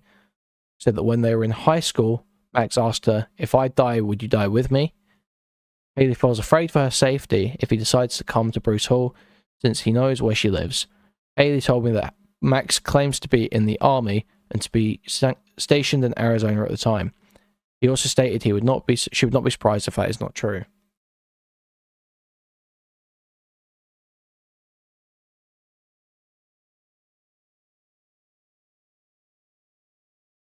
So Anthony told me that Max messages him also. He said that Max tells him to protect Haley and asks him why she does not like him. Anthony says that Max texted him a night or two ago and said, "Thanks, Anthony." There was also a video attached to the text from Harris's Facebook page. The video shows Harris lying on the floor with what appears to be multiple self-inflicted cut marks up and down one of his arms. The cut marks appear to be fresh and bleeding. The video is only 20 to 30 seconds long. Anthony and Haley are about to be roommates in approximately 1 week and will be living in Corinth, Texas. Anthony is also afraid of Max and knows him to be mentally unstable and to be jealous of his relationship with Haley. I instructed both complainants to text Max and to tell him they wanted no further contact from him in any way and to not respond back if he continues to contact to them, and to save any and all messages, both old and new. I told him to contact the University of North Texas Police Department with any further information regarding this case. They were both given business cards with the appropriate case number. Thursday, 26th of March 2015 at 9 o'clock in the morning, Detective DeLong reviewed the information in this case. DeLong contacted Haley to ask her by phone questions on this case. DeLong asked if she sent Max a text saying she did not want him to contact saying she does not want him to contact her again. Haley said she sent Harris a text on 03/24/2015 after she spoke with Officer Terrell. She told Max not to contact her for any reason. She said he has not contacted her anymore at this time. DeLong asked Haley if she feels safe in her current room at Bruce Hall. She said she believes,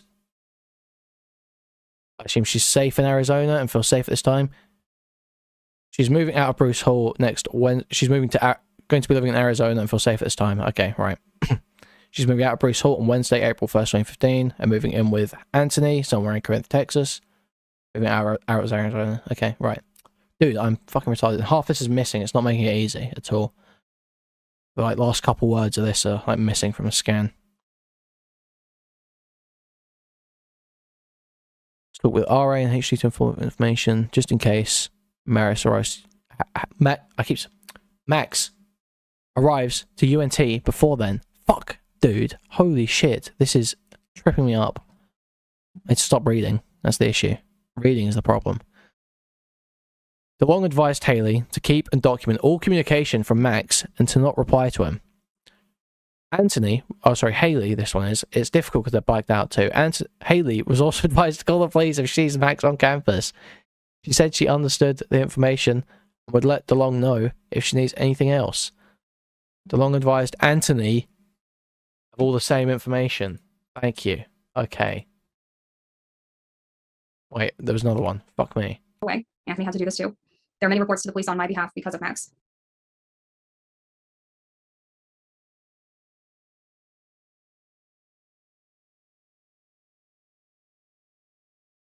On Wednesday, April 15th, 2015, approximately 12 in the afternoon, DeLong received a phone call from Haley.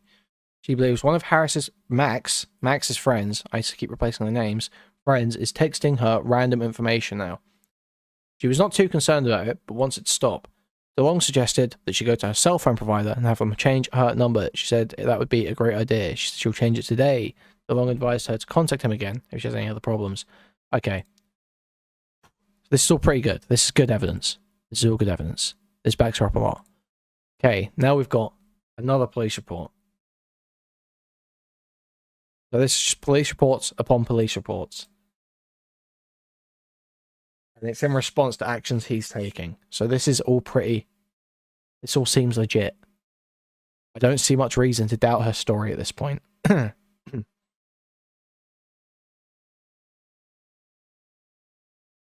Responded to Corinth Police Department for report of harassment. The reporting party, Haley, advised she had recently moved to Corinth and was referred by the University of Texas Police to report her quote-unquote stalker.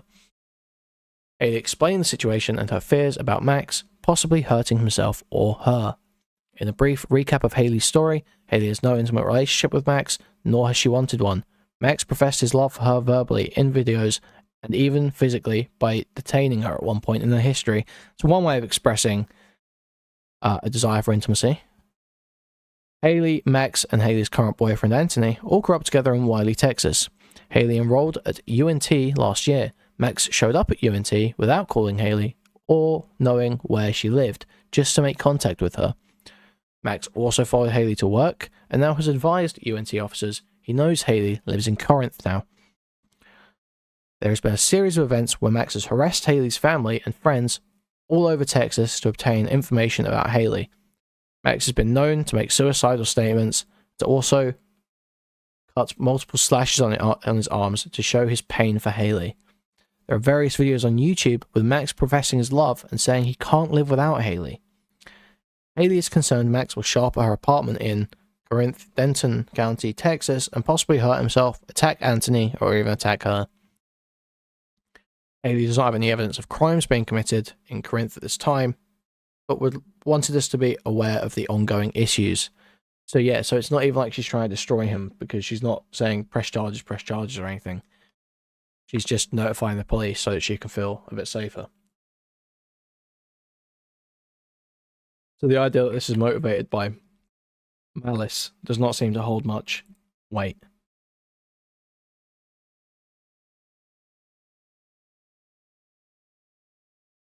Oh, go back, come on. Police on my behalf because of Max.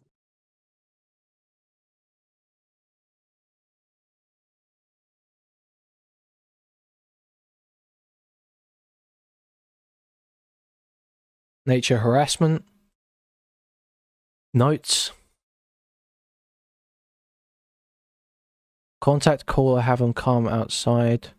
Vehicle is parked by possibly building 6. Followed her from the loop and is now in the apartment complex. She has never seen the vehicle before and no one has gotten out of the vehicle. Caller cannot give better description of the vehicle. Active case. Actor in the stalking is Max. As an active case in regards to a stalker. The vehicle followed the home, still parked out front in a white car. Can I get this any clearer?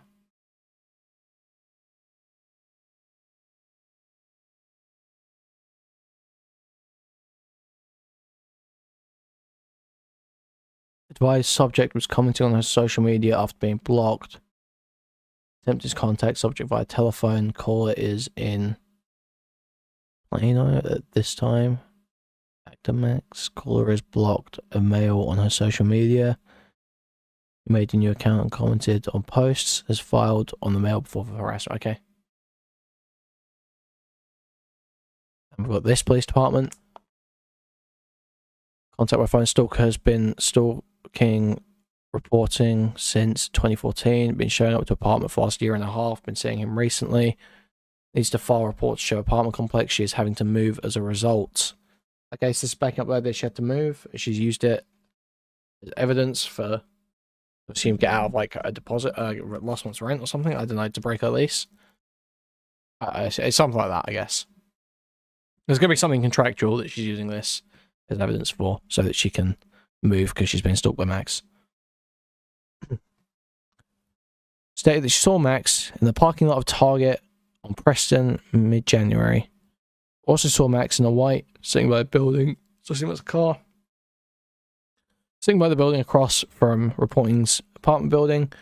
Reporting advised that she had previously reported to University of Texas Police Department and Corinth Police Department regarding Max stalking her. Reporting is afraid of Max and his behavior. Reporting needed the incident to be documented so she could provide proof to her apartment manager in order to move out of her current apartment. Reporting was advised to contact police department in the future if she sees them following her, so we can investigate the stalking case.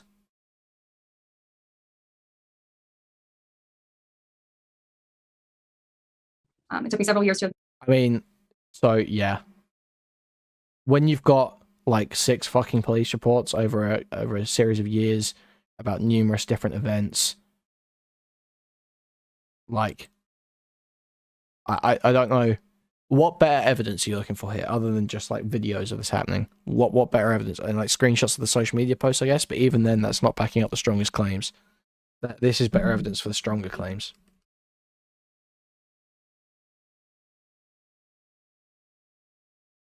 Kuihman, what if she was a pedophile? Well, it'd all be okay, obviously. It would all be okay then. And I mean, all women. So yeah, I don't understand what this fucking cope is. There was no weight to these allegations. I think this is like the strongest claims that I've seen, and there is like that's about as good as any of these Me Too attempts get. Like, I don't understand. What more did you want here? Like video evidence? That's about as good as that's about as close as you can get. Like, come on. That I had a stalker. I've been diagnosed with PTSD and anxiety as a direct result of being held against my will in that hotel room. Although I haven't had direct contact with Max since 2019, the repercussions of his actions have stuck with me to this day. I've had to go through several rounds of therapy to learn how to cope with the triggers he created, and it is still an ongoing process. I honestly thought I was done dealing with Max for the rest of my life, and believe me, I want to move on from this more than anything. But when Max and many of his fans and other content creators are denying the claims of women who have stepped forward, are harassing them and their families, and are making a joke of this whole thing, I can't stay silent and pretend I didn't go through what I went through. I survived the abuse of MamaMax, Max Harris, Max Stryker, Maximilian Murdoch, Maxine Rasmussen, or whatever other name or alias he wants to go by. I believe every single person who shares their abuse story about him, and I hope you do too. My name is Lucy. You probably know me as Twigs. I used to go by, as well as Max referred to me as Lulu. My handle on Twitter used to be like Detective Twigs or just Twigs or King Twigs. I don't know, like, shit done with them. Anyway, I dated MamaMax when I was a minor at 17, from 2016 to 2018. So when I first met Max, he told me, like online. I'm in Australia. Okay, the only reason I'm not spurging out over her bringing up the minor point is because Max would absolutely spurg out over someone else dating a 17-year-old, okay? He is in Texas, so well, he was in Texas at the time. I'm not sure where he is now, but yeah. So we met just keep online, that in mind. Twitter, It is and cool. I was 17 Grooming, at the time. So my birthday come is the 24th of October, 1998. So at the time I met Max, I was 17. I have some, I don't know, obviously, like, I've deleted Discords and Twitter accounts since, but we have some screenshots of people on Twitter like referring to us as a couple and that we were dating. And we also have, I think it's in July of 2016, where he says he wants to cream pie me, which, is sexual activity as a minor. At the time, he told me he was 18, so that he was born 1998. That's the same as me because I was turning 18 that year, which we know is incorrect now. His ID is from 1996. So he told me he was 18, and then it wasn't until after I turned 18 he told me he was lying about his age and that he was actually 20. So he not only lied about his age, but dated me as a minor. Okay, no, that is. I think I'm okay if you lie about, if it's true that he lied about his age. I think that's enough for me to call it grooming, even with a 17-year-old, even if it's with a 17-year-old. Because the thing is, that's obviously, that is manipulating a child. It's using deceptive means with a child to foster a relationship, a sexual relationship, for when they reach of age. Now, I don't care particularly about 17 and 20. Obviously, it's not.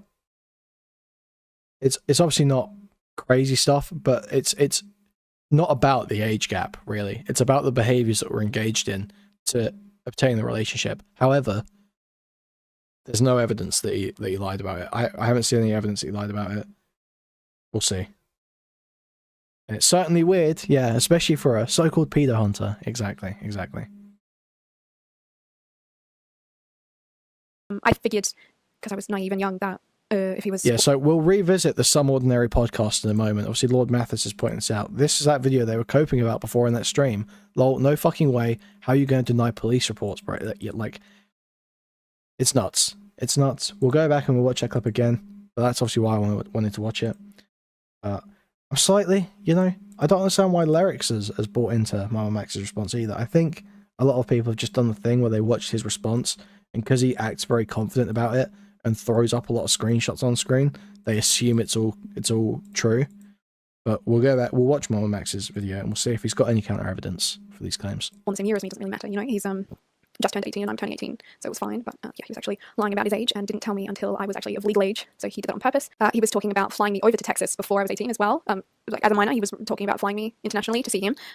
He obviously was only planning to do that after I became an adult. A mild hum in your audio. And I just wanted to note as well, there would have been, I don't have any proof of it, obviously, and even if I did, I couldn't show it, but there would have been child pornography. I just fiddled with my noise gate a little bit.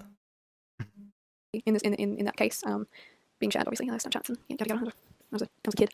Yeah, so that's 2016 when it began. I went to Texas in 2017, so I was a legal adult. I think at this time I was actually 19. We were together when I turned 18, and then when I turned 19 in October, I flew over that Christmas, so the Christmas of 2017 when I was 19. I stayed at Max's house in Dallas, well, in Wiley, Texas, with his family, so I know his entire family, even his extended family. I've met all of his siblings, his nephews and nieces, Yep. So I'm well adept in that area. I stayed over the New Year period as well. I came back in January. Yes, it was like late January, almost February in 2018. And I've got some evidence of him calling me internationally as well around that time. So that's when we broke up after I came back from Texas. So the reason for that is... So, I mean, what I really want... If you're not showing evidence of him lying about his age, that's kind of rough. I mean, I'm sure the relationship happened. The age difference might be true.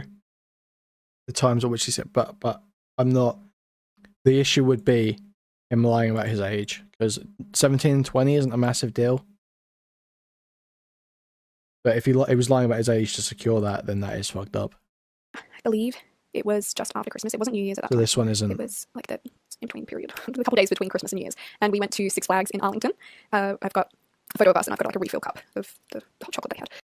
That was the only night that I stayed away from Max's family. Like usually I was in his room in his family home. This was the first night. It was just the two of us on our own, and it was right next to Arlington, Six Flags in Arlington, where we stayed at Baymont by Windham, which is like an inn for when you're going to Six Flags. We stayed there actually the night before going to Six Flags itself, where that is where he sexually assaulted me. I don't have a police report to back that one up. I don't have any physical evidence either. Okay. It was, So, like I said, again, 2017. This is... Sorry. I'm not going to go into the details of how he sexually assaulted me or anything, but... Is this the one they were saying was giddy to talk about it? Like, I get... There's no evidence here, but Mutaha was saying she was so giddy and excited to talk about it. Of the hot chocolate they had. That was the only night that I stayed away from Max's family. Like She usually I was in smiled at his the room in his family start, home. right, kind This was of. the first night. It was just the two of us on our own, and it was right next to Arlington, Six Flags in Arlington, where we stayed at Baymont by Windham, which is like an inn for when you're going to Six Flags. We stayed there actually the night she looks before nervous going more to than Six Flags anything. itself, where that is where he sexually assaulted me. I don't have a police report to back that one up. I don't have any physical evidence either. It was, like I said, 2017. This is just... I'm not going to go into the details of how he sexually assaulted me or anything, but yeah, that happened, and I was scared and embarrassed to not report it. And also, well, I was embarrassed because obviously I've been involved with this man for years online and went over internationally to see him, and I just thought, God, I'm so stupid. Like, I almost deserve this because I was so dumb. You know, like I thought that's what I deserve. Obviously I didn't, and I know. Oh, you sound so excited to talk about this, guys. She's giddy, guys. She's loving it. So I didn't do anything about it. I just waited until my flight to go home, and then when I was safe back in Australia, I ended things with him, which is in the 2018 when he's tried to call me internationally, because I cut him off completely, pretty much.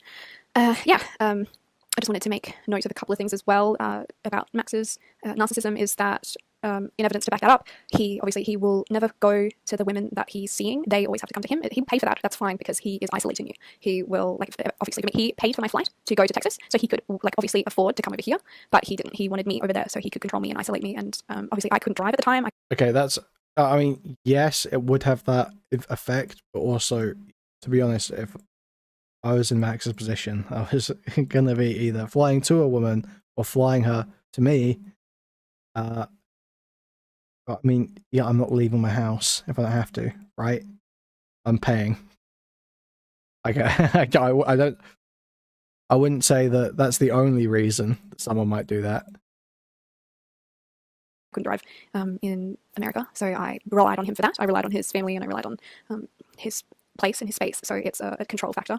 For someone that says they have so much money, I don't know why he doesn't fly out to see these women. I mean, it's obvious. He wouldn't sacrifice any of that for anyone. It's all about himself.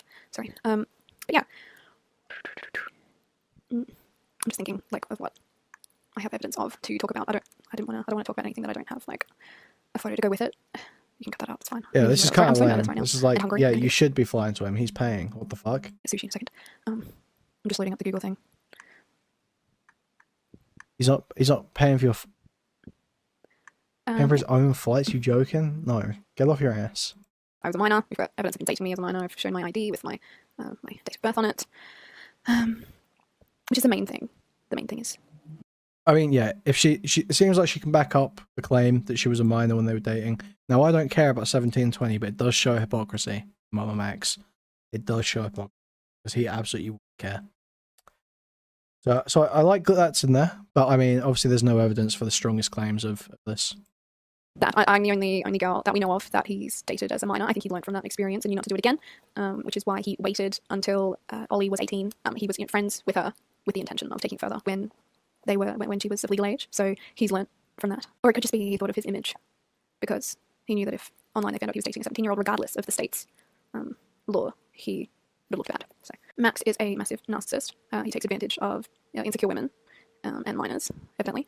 He will isolate women and manipulate the situation to whatever suits his narrative, which is evident by how he doesn't use Twitter. This has been a work in progress for a while, and he has obviously knew that because of Craig's videos. But the reason why he hasn't tweeted about it is because you can't delete replies to tweets. If he tweeted and we replied, he couldn't delete that unless he deleted the original tweet, which isn't something he would do. He only does it through YouTube because you can delete comments. He only does it places where he can change the narrative to suit him, pretty much. So yeah, not a nice guy. Yeah, I think also he's pretty much forgotten about me. I think that's mainly because I'm in Australia. Like I said, most of his ex-girlfriends and women he's been involved with are in Texas or within the US, and he flies them out to him. That's evident by Paulina.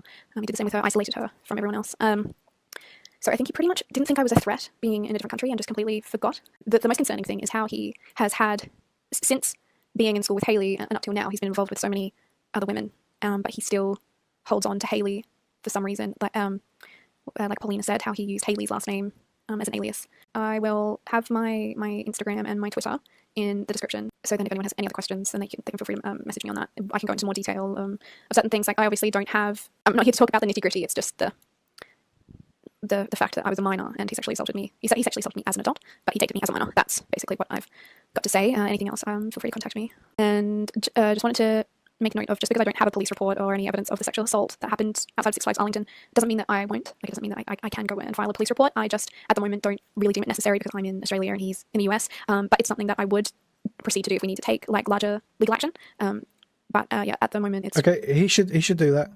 Oh, sorry, she should do that. She should file a police report. She should have done that for this video. They should have all done that for this video. Because at least then you're putting something into it, you're putting something behind it. Just something I haven't thought about really. But if necessary, then I will. Hi guys, my name is Ali Wang, and unfortunately, I am one of Max's exes. How did we meet? So I had a friend, and he doesn't want me to say his name, but we had a mutual friend, and then our mutual friend invited me to go hang out with them. And it was me, my brother, my sister, and my friend, and Max, and we all went to Max's apartment. And we met him through a friend. But our mutual friend wasn't friends with him much longer than I was, so he didn't really know him that well himself. Okay, and then and I never had a boyfriend before. I just turned 18 when we met. I was only a month 18, and I never had a boyfriend before. I never even held hands with a boy. So and when I had a little crush on Max, he could obviously tell. I mean, we were hanging out. We just started hanging out, kind of. I don't know how it really happened. I don't remember how it happened. We just started hanging out because of our mutual friend. And then one day he came over and it was just us two, and we were in his car. And then he kind of just went in for a kiss. And then from there, we just hung out a lot and started dating. So Max is 4.5 years older than me. So 18, 19, 20, 21, 22. And he turned 23 in January. January is his birthday. And September is my birthday. So he's turned 23 because we started dating December 1st. That was our anniversary date, I guess. And then a month later, he turned 23. Yeah, after dating for 3 months, we decided that he should move into my house. So he moved in with me and my parents. This is my parents' house. So he lived with me and my parents and my siblings. Okay, so at first, this was my first boyfriend, so I did not know how I was gonna go. Listen, I don't need the voice to know she's autistic. Okay, look at this background. Someone, short term or anything. This is female autism. If I've ever seen it. I didn't know what to expect, I guess. And he was love bombing the fuck out of me, but I didn't know at the time that that's what it was. I thought we were just in love, IDK, man, these women seem like A-logging bitter ex-orbiters. You sound retarded. That was movie shit. And but in reality, he was just trying to throw so much love at me so I think, oh, this is love. So when he stopped, how was the first one who had known him since high school and had 6 different police reports filed at 3 different police stations over a number of years? How did that one sound like a bitter ex-orbiter? 6 different detailed police reports detailing numerous events of harassment. No, the last one and this one.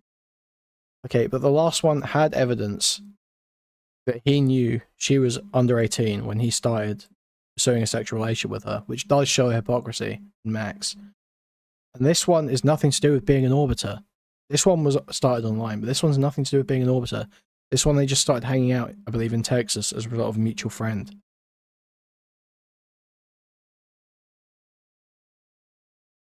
I was doing that. I gotta think of that moment. Anyways, I worded that horrible, but it's okay. So in the beginning, I thought he was really great because he was love bombing me and kind of drowning me in his love. And he was so nice to me, and then we moved in together, and that's kind of when it went a little downhill. He started getting like neglectful and low-key kind of mean, and then it just got worse and worse and worse. And then he stopped talking to me. Like, how could he do this to this poor autistic woman?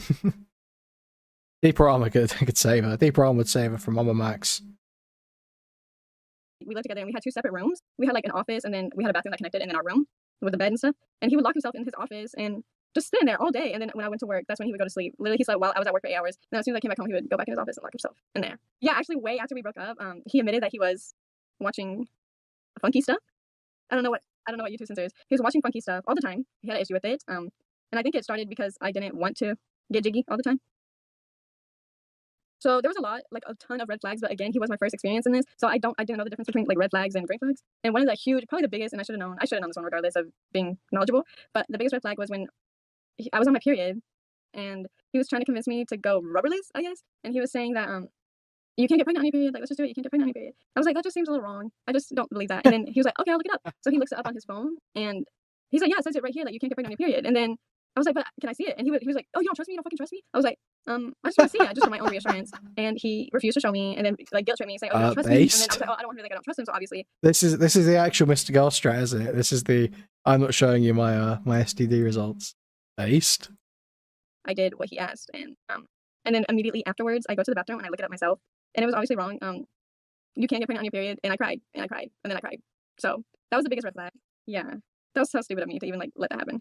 But I'm trying to think of another red flag. He would just do shit like that all the time, like trying to convince me to do something, and if I didn't want to do it, he would guilt trip me into do it. So that was his biggest red flag, just doing shit like that. And I feel stupid not realizing it sooner.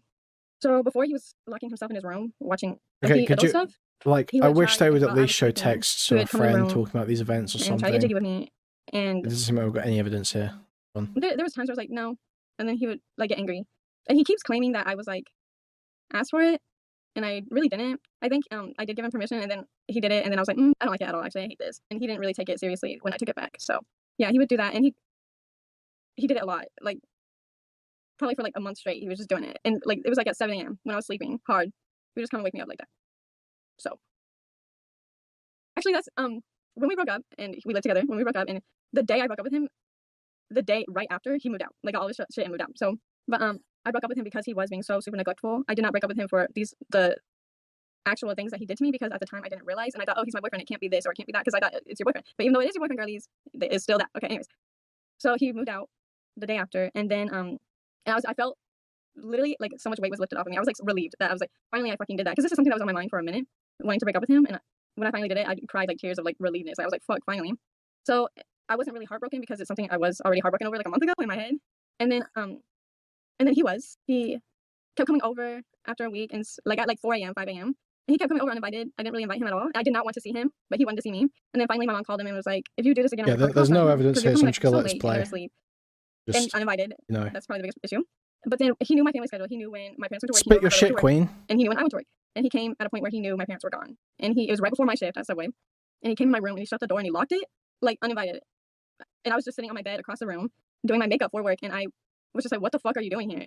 And then he's like, please take me back, please, I regret everything. Like, I'll do better this time, like I promise. And then he was just crying and saying that he wants me back. And I was like, no, I don't want to be with you. Like, get the fuck out of my house. Like, this is fucking scary. And then I told him no. So then he got angry. Like, he went from like, I'm so sad, to like instantly when I said no, like he was angry.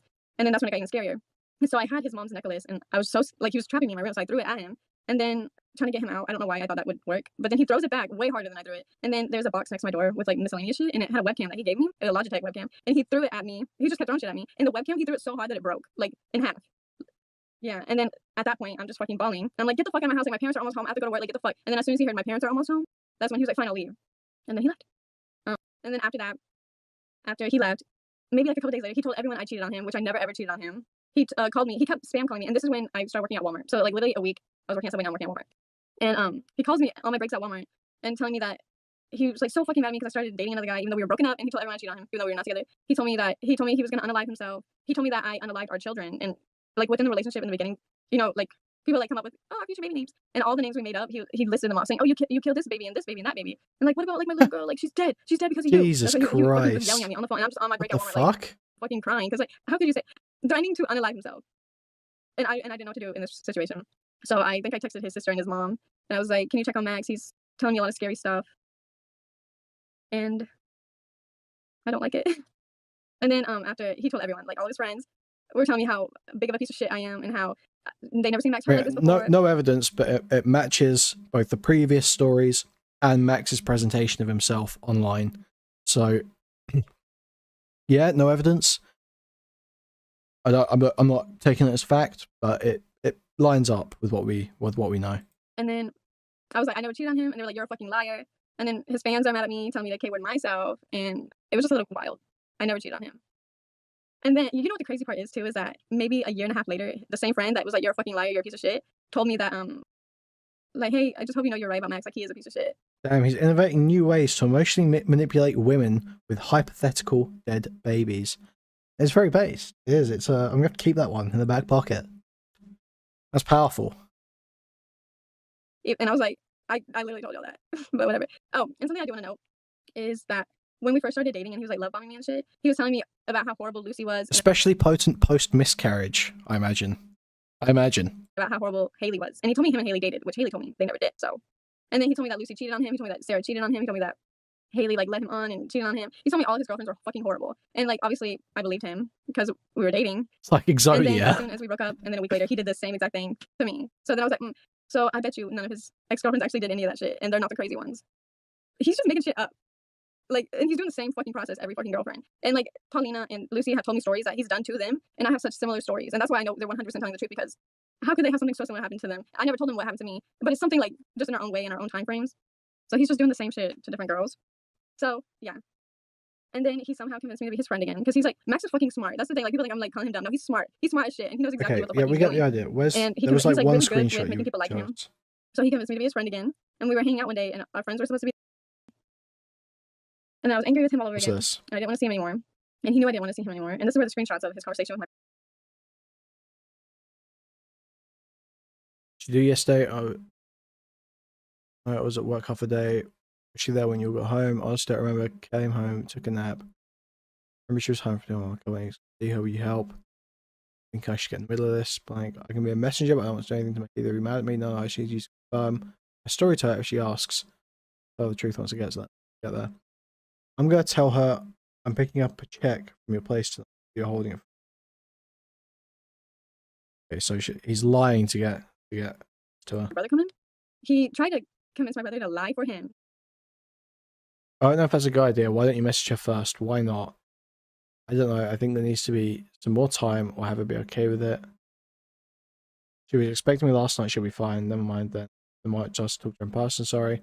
Tell her I want to see her. It puts her in a position of power. Preston, you'll get to decide everything. If I see her by coincidence, then that won't happen. You can't do that as a favor for me. I don't feel comfortable lying. I physically suck it. You're not lying. So I don't know if I feel comfortable about it. Fuck.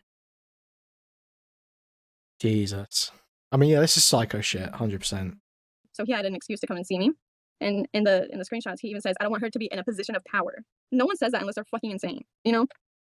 So this is a retard shit, though. I mean, the better way to approach this would have been to ask her brother to meet him for some reason, contrive some reason that you need to meet him, get him to agree to it, and then you actually are there for that reason. And that would have been the much better way to play that, but whatever. So he didn't want me to. So obviously, he's not gonna agree to lie to his sister for you. Freak. Be in a position of power, because if he came to me, he saw it as I was like higher than him or something, and I would have never even thought of it like that in my own head. Like I would never thought, oh, I'm in a position of power right now. Like that's not something. It's like that's not something that goes through my fucking brain. But it goes through his, and he didn't want me to be like in a position of power, I guess. So he wanted to lie to me, and he wanted my brother to lie for him to me. And my brother was like, no, I don't feel comfortable doing that. The red line in the screenshot is crossed out because it involves my brother's ex-girlfriend, and my brother doesn't want her involved because she had no part of the story. But yeah, there was just a bunch of little shit that Max did that was horrible, and I didn't realize it was horrible at the time. And now I do. The odds of Max having 4 horrible girlfriends that did all the same shit to him is crazy. And how the fact that we've all come forward and said similar statements at separate times with no contact with each other, and it's a little insane. Like, how would we all just come together and lie like that? Like, I didn't even know their names. Exactly. And I didn't even know Paulina existed, and she had a similar story to me. So, like, the odds of him actually having 4 crazy ex-girlfriends are just lying about this whole situation is a little crazy. And the fact that Haley wasn't even his fucking girlfriend ever, it's all a little crazy. I don't know. I believe their stories, and because they were so similar to mine. So, yeah. Let's get into MamaMax's response then. So how did MamaMax take these allegations? Pause and read. Trigger warning. CSA, rape, domestic abuse, self-harm, suicide. For legal reasons. The story, all names, characters portrayed in this production. Fictitious? Huh? Huh? Why would you put this disclaimer on this video? No, you should be putting your weight behind this. You should be saying, no, this is all true. I stand by this. This is fact, and I lived through this. Why have you got a disclaimer that says, for legal reasons, the story, all names, characters, incidents portrayed in this production are fictitious. No identification with actual persons, living or deceased, places, buildings, and products is intended or should be inferred. We'll get to the phone call. Yeah, MamaMax is a character, see? It's all memes. I can't be held accountable. Just like Tucker Carlson and Alex Jones and whoever the fuck else has used this excuse. Just escape. Like defamation and shit. The views and opinions are those of the characters and do not reflect the official policy position of the author. Nothing herein shall be interpreted or constructed as proving of any act or conduct which is or has been or may be in violation of existing law. Like, yeah, I'm sure it's boilerplate for his videos, but you should not. But even if it is boilerplate, it should not be on this one. It should not be on this one whatsoever. You should have taken this off for this video. Hello everyone, welcome back to an exclusive MamaMax cancellation video. So today, my exes are, as always, accusing me of rape, pedophilia, animal abuse, domestic abuse, kidnapping, and whatever else they can attribute to me. Too long, didn't watch, none of it is true, and I'm going to prove that to you today. If you don't want to hear about this shit, then click off the video, because, So you're gonna prove it, okay. Regular upload tomorrow. So just a little introduction, this is nothing new. My exes have been cyber-stalking and harassing me for years, and they've finally banded together to make a video accusing me of pretty much anything they can get away with saying in an attempt to cancel me. Because apparently abusing me during our relationship wasn't enough. They still have to control my life, as abusers usually do, and Darvo the fuck out of me so everyone can believe they're the good guys. This is something I'm sure every influencer goes through when they have a pattern of dating abusive women or men, and this has happened to me specifically multiple times. I have addressed it multiple times, and they will not stop. I'm going to be addressing them one by one because they are all individual people with their own individual stories, with their own individual motives. I know they're trying to use each other's stories as proof that they're all true, but I'm going to show you that none of them are. So we are going to go chronologically backwards and start with my most recent ex, Paulina, the one who sparked it all. Mental illness check. I really need to book a psychiatrist appointment, but I keep waking up past their business hours. So I've been doing this thing that I like to call self-medicating, but my Wait, so is this the autistic girl? boyfriend calls substance abuse. So if you want to know a little bit of history between Paulina and I, you can go watch Craig or Steve's video where I talk more about that. But to summarize, I broke up with her because she wanted to see my DMs with one of my team members. I said, yeah, sure, if you show me yours. I asked her because she had been saying sussy things to other men, and she refused. So I drove her. Okay, we're gonna have to actually go through this. A little bit of history between Paulina and I, you can go watch Craig or Steve's video where I talk. They took Paulina out. What was the reason for taking Paulina out? No idea. Talk more about that. But to summarize, You hungry? Do you want to get Taco Bell or anything? No, I can't really do this much right now. I'm sorry. It doesn't have to be sorry. I will come soon. I lied. I was just fired. I've been getting ill and calling in too much. But I don't need any financial help. I don't want your help. I want you to love me as much as I love you. I'd still die for you. I can't erase that part of me. She seems like a balloon. You laughed and seemed happy, so I'm glad for you, I guess. You forgot my pressure cooker. My dad bought that for me for about $300, but you already use it way more than I ever could. So just count it as Christmas and birthday. I was saving up to get you a nice watch. Just thought I'd tell you now. I remember you asking if I even got you anything, and you seemed really hurt. Just thought you should know. I did dream of taking care of you. I'm sorry I failed to. I'm sorry, Paul. I was smiling because it was good to see you. I didn't think of the pressure cooker. I can bring. Do you want to clean it? You give me mixed signals. Just keep it. I'll feel better if you have it. I just wanted to maybe see Ruby every once in a while. You're more than welcome to. There, I'm here. Because she wanted to see my DMs with Hey, you online? Yes, ma'am. New number is me. Delete the old one. Just making sure. Please don't give it away. My brother gave my last one. Oh my god, so who's some stalker who's playing for my dad? I wouldn't do that ever. Thank you. Oh shit. What did you just get Uber Eats? No, my Uber Eats was like blocked my card. They said, bitch, you ordered too much damn coffee. Why? This was not you. WTF, why did your card? Oh, okay, so it was you. Explain. I just got charged for this, so I was checking if it was you. Why did it charge you? Okay, she's capping it. She 100% ordered. She knew that was order. Yeah, I made the order days ago, and it was like couldn't process payment, and then wouldn't let me put in my current card. Sorry, I didn't know it'd charge you. Things to other men, and she refused. So Oh, the dog's doing well, doing a bit better. Save a litter of puppies from getting out onto the streets like 5 different times because my housemate's fence broken 5 times when around the driveway. I scooted back miles over and over. Same thing happened to me. I drove her to her house and I have a broken fence. Almost hit by a car. broke up with her. Oh dear, where do you think this becoming A few months later, we talked things out.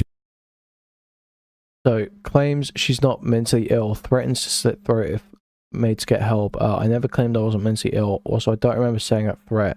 Work hard on my mental health and considering others' well-being. Probably Kiwi Farms. Like, was there even any attention on this girl? Who is this girl? Was there any attention from Kiwi Farms or the girl? Because it's sus as fuck if he says probably Kiwi Farms. And there's like no reason for him to say that. That's absolutely fucking weird for him to say, given his... Oh, a girl curiously starts getting harassment about suicide threats and being insane out of nowhere from a sock account while talking to a stalker. This comment here, he's saying this comment on her TikTok. There's 3 comments. I don't see why Kiwi Farms even know who this girl is. But it says, claims she's not mentally ill, threatens to slit throat if made to get help. So this is absolutely suspicious. This looks like he's doing something. This 100% looks like he's doing something here. Because like, there's no reason to think this is Kiwi Farms at all. It just seems like he's reaching for something to dispel a claim. And like, why has she brought it up to him as well? Why has she brought this up in like a slightly accusatory way? There's got to be some reason why she has come to him with this. So it makes it seem like maybe there was a pre-existing situation. Yeah, I was thinking that. I don't know where they get their weird-ass assumptions about my life from. But even there, it seems like she's implying that he might be saying something online. He asked if we could get back together, and I declined, but we remained... Lol, is this you? I don't know what that is. Oh, I assume it's Uber Eats. WTF, I will Venmo you 2468. He has blurred the dates, yeah. He's blurred the dates on all the messages. I don't know what the reason to do that would be, other than to obscure when events were happening. There's actually no reason for him to do that. Also, bear in mind the fact that I've got no idea what he's saying this whole time, because we're having to pause constantly to read the messages, because he's throwing up a bunch of information that doesn't show anything. Friends, a week before she canceled me. Okay, now let's listen to what Mental Ash illness said. check. I really need to book a psychiatrist appointment, but I keep waking up past their business hours. So I've been doing this thing that I like to call self-medicating, but my boyfriend calls substance abuse. So if you want to know a little bit of history between Paulina and I, you can go watch Craig or Steve's video where I talk more about that. But to summarize, I broke up with her because she wanted to see my DMs with one of my team members. I said, yeah, sure, if you show me yours. I asked her because she had been saying sussy things to other men, and she refused. So I drove her to her house and I broke up with her. A few months later, we talked things out. She asked if we could get back together, and I declined, but we remained friends. A week before she canceled me, I paid her $200 to watch. Okay, I don't think anything was a single thing of what he just said shown in the DMs that he was flashing up on screen. I don't think she ever even asked to get back together, did she? They were talking they did seem to be talking out after a breakup. That did seem to be the initial part of the messages. Because she was asking about still being able to see the dog or something. But none of the other claims shown in those. Which is just suspicious as fuck, to be making claims that are flashing up totally irrelevant. The dogs while I flew out to go visit my dad. Everything's fine. Until I got back, she would not stop texting me about shit I did not want. Hero, you good? Sorry, Phil, month, busy. Why am I blocked in Discord though? Could we call for like 3 minutes to catch up on what's happening? And talk about with her. She continued to do this for the next few days, so I blocked her. A week. Okay, well, but stuff I didn't want to talk about with her. What were you trying to avoid talking to her? He's lying. He's lying about what? I broke up with her because she wanted to see my DMs with one of my team members. I said, yeah, sure, if you show me yours. I asked her because she had been saying sussy things to other men, and she refused. So I drove her to her house and I broke up with her. A few months later, we talked things out. She asked if we could get back together, and I declined, but we remained friends. A week before she canceled me, I paid her. A week before? Yeah, wasn't the video released? Yeah, okay, so there's a lot of things. A week before she cancelled him. First of all, the video wasn't released until like June, I think. So this was not a week before. That date does not line up because this is in March. Several months before. And then also the first big Kiwi thread post was on April 5th. So the Kiwi Farms post wasn't until after this either. Her $200 to watch the dogs while I flew out to go visit my dad. Everything's... What date was the let's check this specifically. And did she say something on Twitter or something beforehand? Was there some allegation she made elsewhere that's pulling the girl? Or is she just in the video? Because he could be referencing some other allegation, let's just be clear. That was made by the same girl.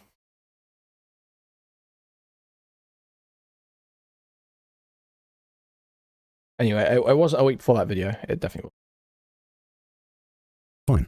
Until I got back, she would not stop texting me about shit I did not want to talk about with her. She continued to do this for the next few days, Okay, well, so I what was blocked she her. trying to talk about? A week later, she asked my sister if I was seeing someone else, and my sister told her that I was. And then all of a sudden, I become an abuser on her Instagram story. Oh, yeah, and April 5th is after those TikTok comments as well. I clearly need time to process everything. Also, I don't feel physically safe where I live because Max knows the location, has given away personal information about my consent in the past. Okay, I need time to process everything because Max knows the location, has given away my personal information without my consent in the past to his new girlfriend, actually, Lamau. During one of the many conversations they had about me while I was still dating him. Fucking ouch. I don't trust him at all anymore with knowing where I live. Because Max doesn't actually care about the safety. So this lines up with the police report, the story that was lined up with the police report. Because Max doesn't actually care about the safety of his loved ones. I'm sorry, guys. I was being harassed and stalked online for months, and he barely lifted a finger. Much of his own friend group trashed me constantly, and he joined in. So it sounds like, yeah, the Kiwi Farm stuff, the stuff he was blaming Kiwi Farms was actually his like friends and fans.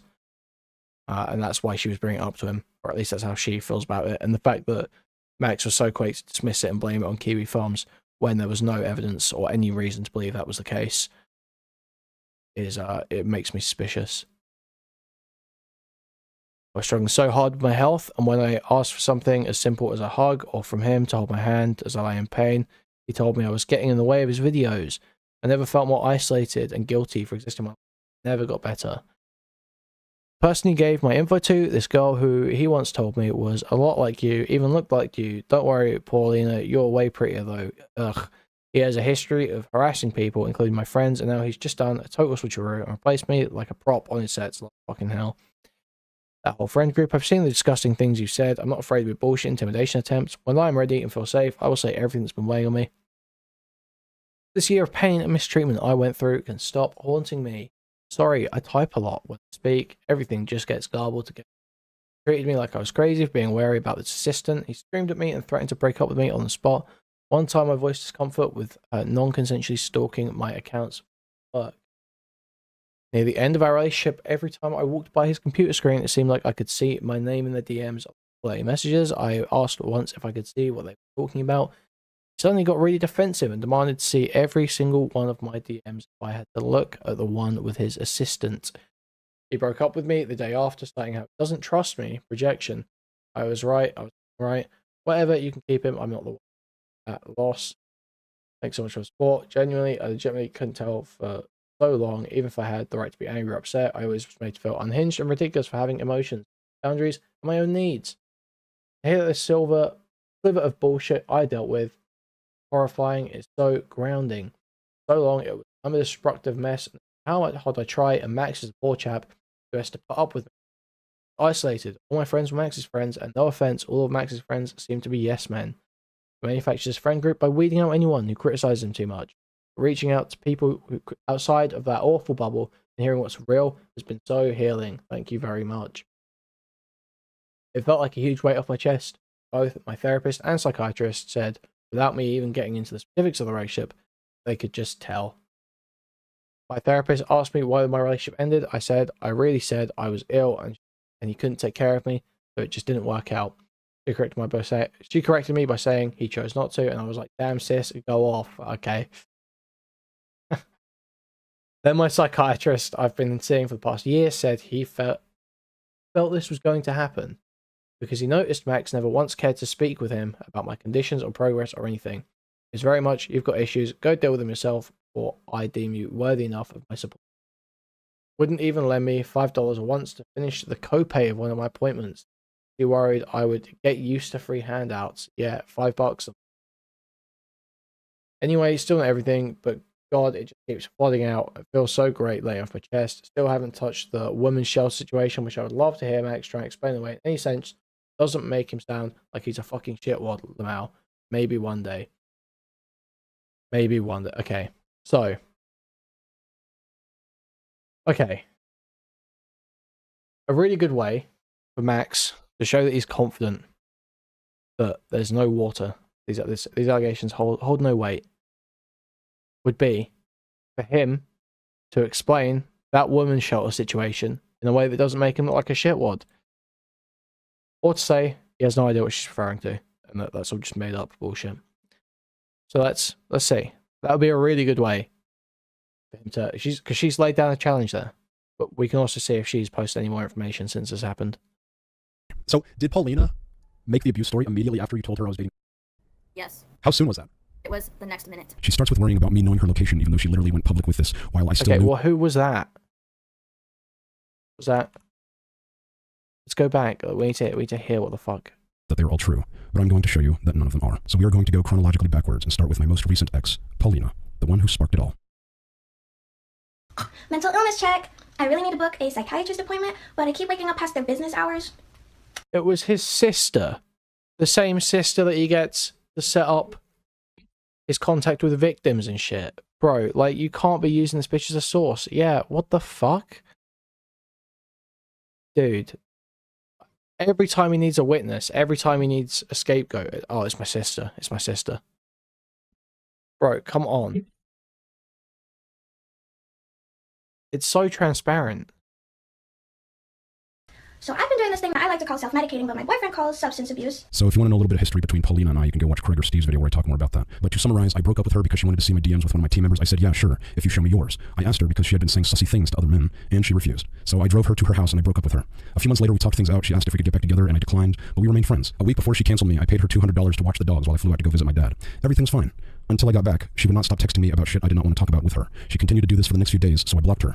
A week later, she asked my sister if I was seeing someone else, and my sister told her that I was. And then all of a sudden, I become an abuser on her Instagram story. So, did Paulina make the abuse story immediately after you told her I was dating? Yes. How soon was that? It was the next minute. She starts with worrying about me knowing her location, even though she literally went public with this, while I still knew her location, and obviously nothing happened to her, so it's clear to me that she's just saying this to make me look like a crazy person. And then she claims I've given up her location before. That is not true. She has given up her own location. Okay, and doxed herself publicly multiple times. I don't think there's any contradiction proof of this on Kiwi Farms dating back years ago. Here's an example of me telling her what she needed to do to protect herself weeks before she got doxed. She ignored my advice, and she got doxed. And then she blamed me and my team for... Where was she doxed on Kiwi Farms? I just don't believe that. When was this? 12th of October? No. Or 10th of December, maybe. Paulina's TikTok account is an issue, and your sister's. Oh, really? They have videos of Ruby which have her name tag on full display. You can see your number and last name. Oh shit, yeah, I haven't taken down. Could you take those videos? See it. You sent the videos. You got to change your number. My Ruby too so far. And told me to tell them to stop looking into her, which I did under duress. Advice, and she got doxed. And then she blamed me and my team for it and told me to tell them to stop looking into her, which I did under duress. Everything I said under duress. Because she asked his team to stop fucking stalking her. Here she says I would not hold her hand or hug her because it was getting in the way of my video. He's saying, yeah, like his community is Discord freaks, Slug. We'll get into Slug later, I think. No, I don't think she's anyone KF would be interested in. There's no... None of this is true. I was very close and loving with her. She even talked about me. Here she says I would not hold her hand or hug her because it was getting in the way of my videos. None of this is true. Into her, which I did under duress. Here she says I would not hold her hand or hug her because it was getting in the way of my videos. None of this is true. It was matter, baby, working. Oh god. Everything exactly. My chest tearing stuff open. Can I help you? So while my meds haven't kicked in. Sorry. I need to very looking leave. Maybe I'll just clean my dishes. All again, it's quiet now.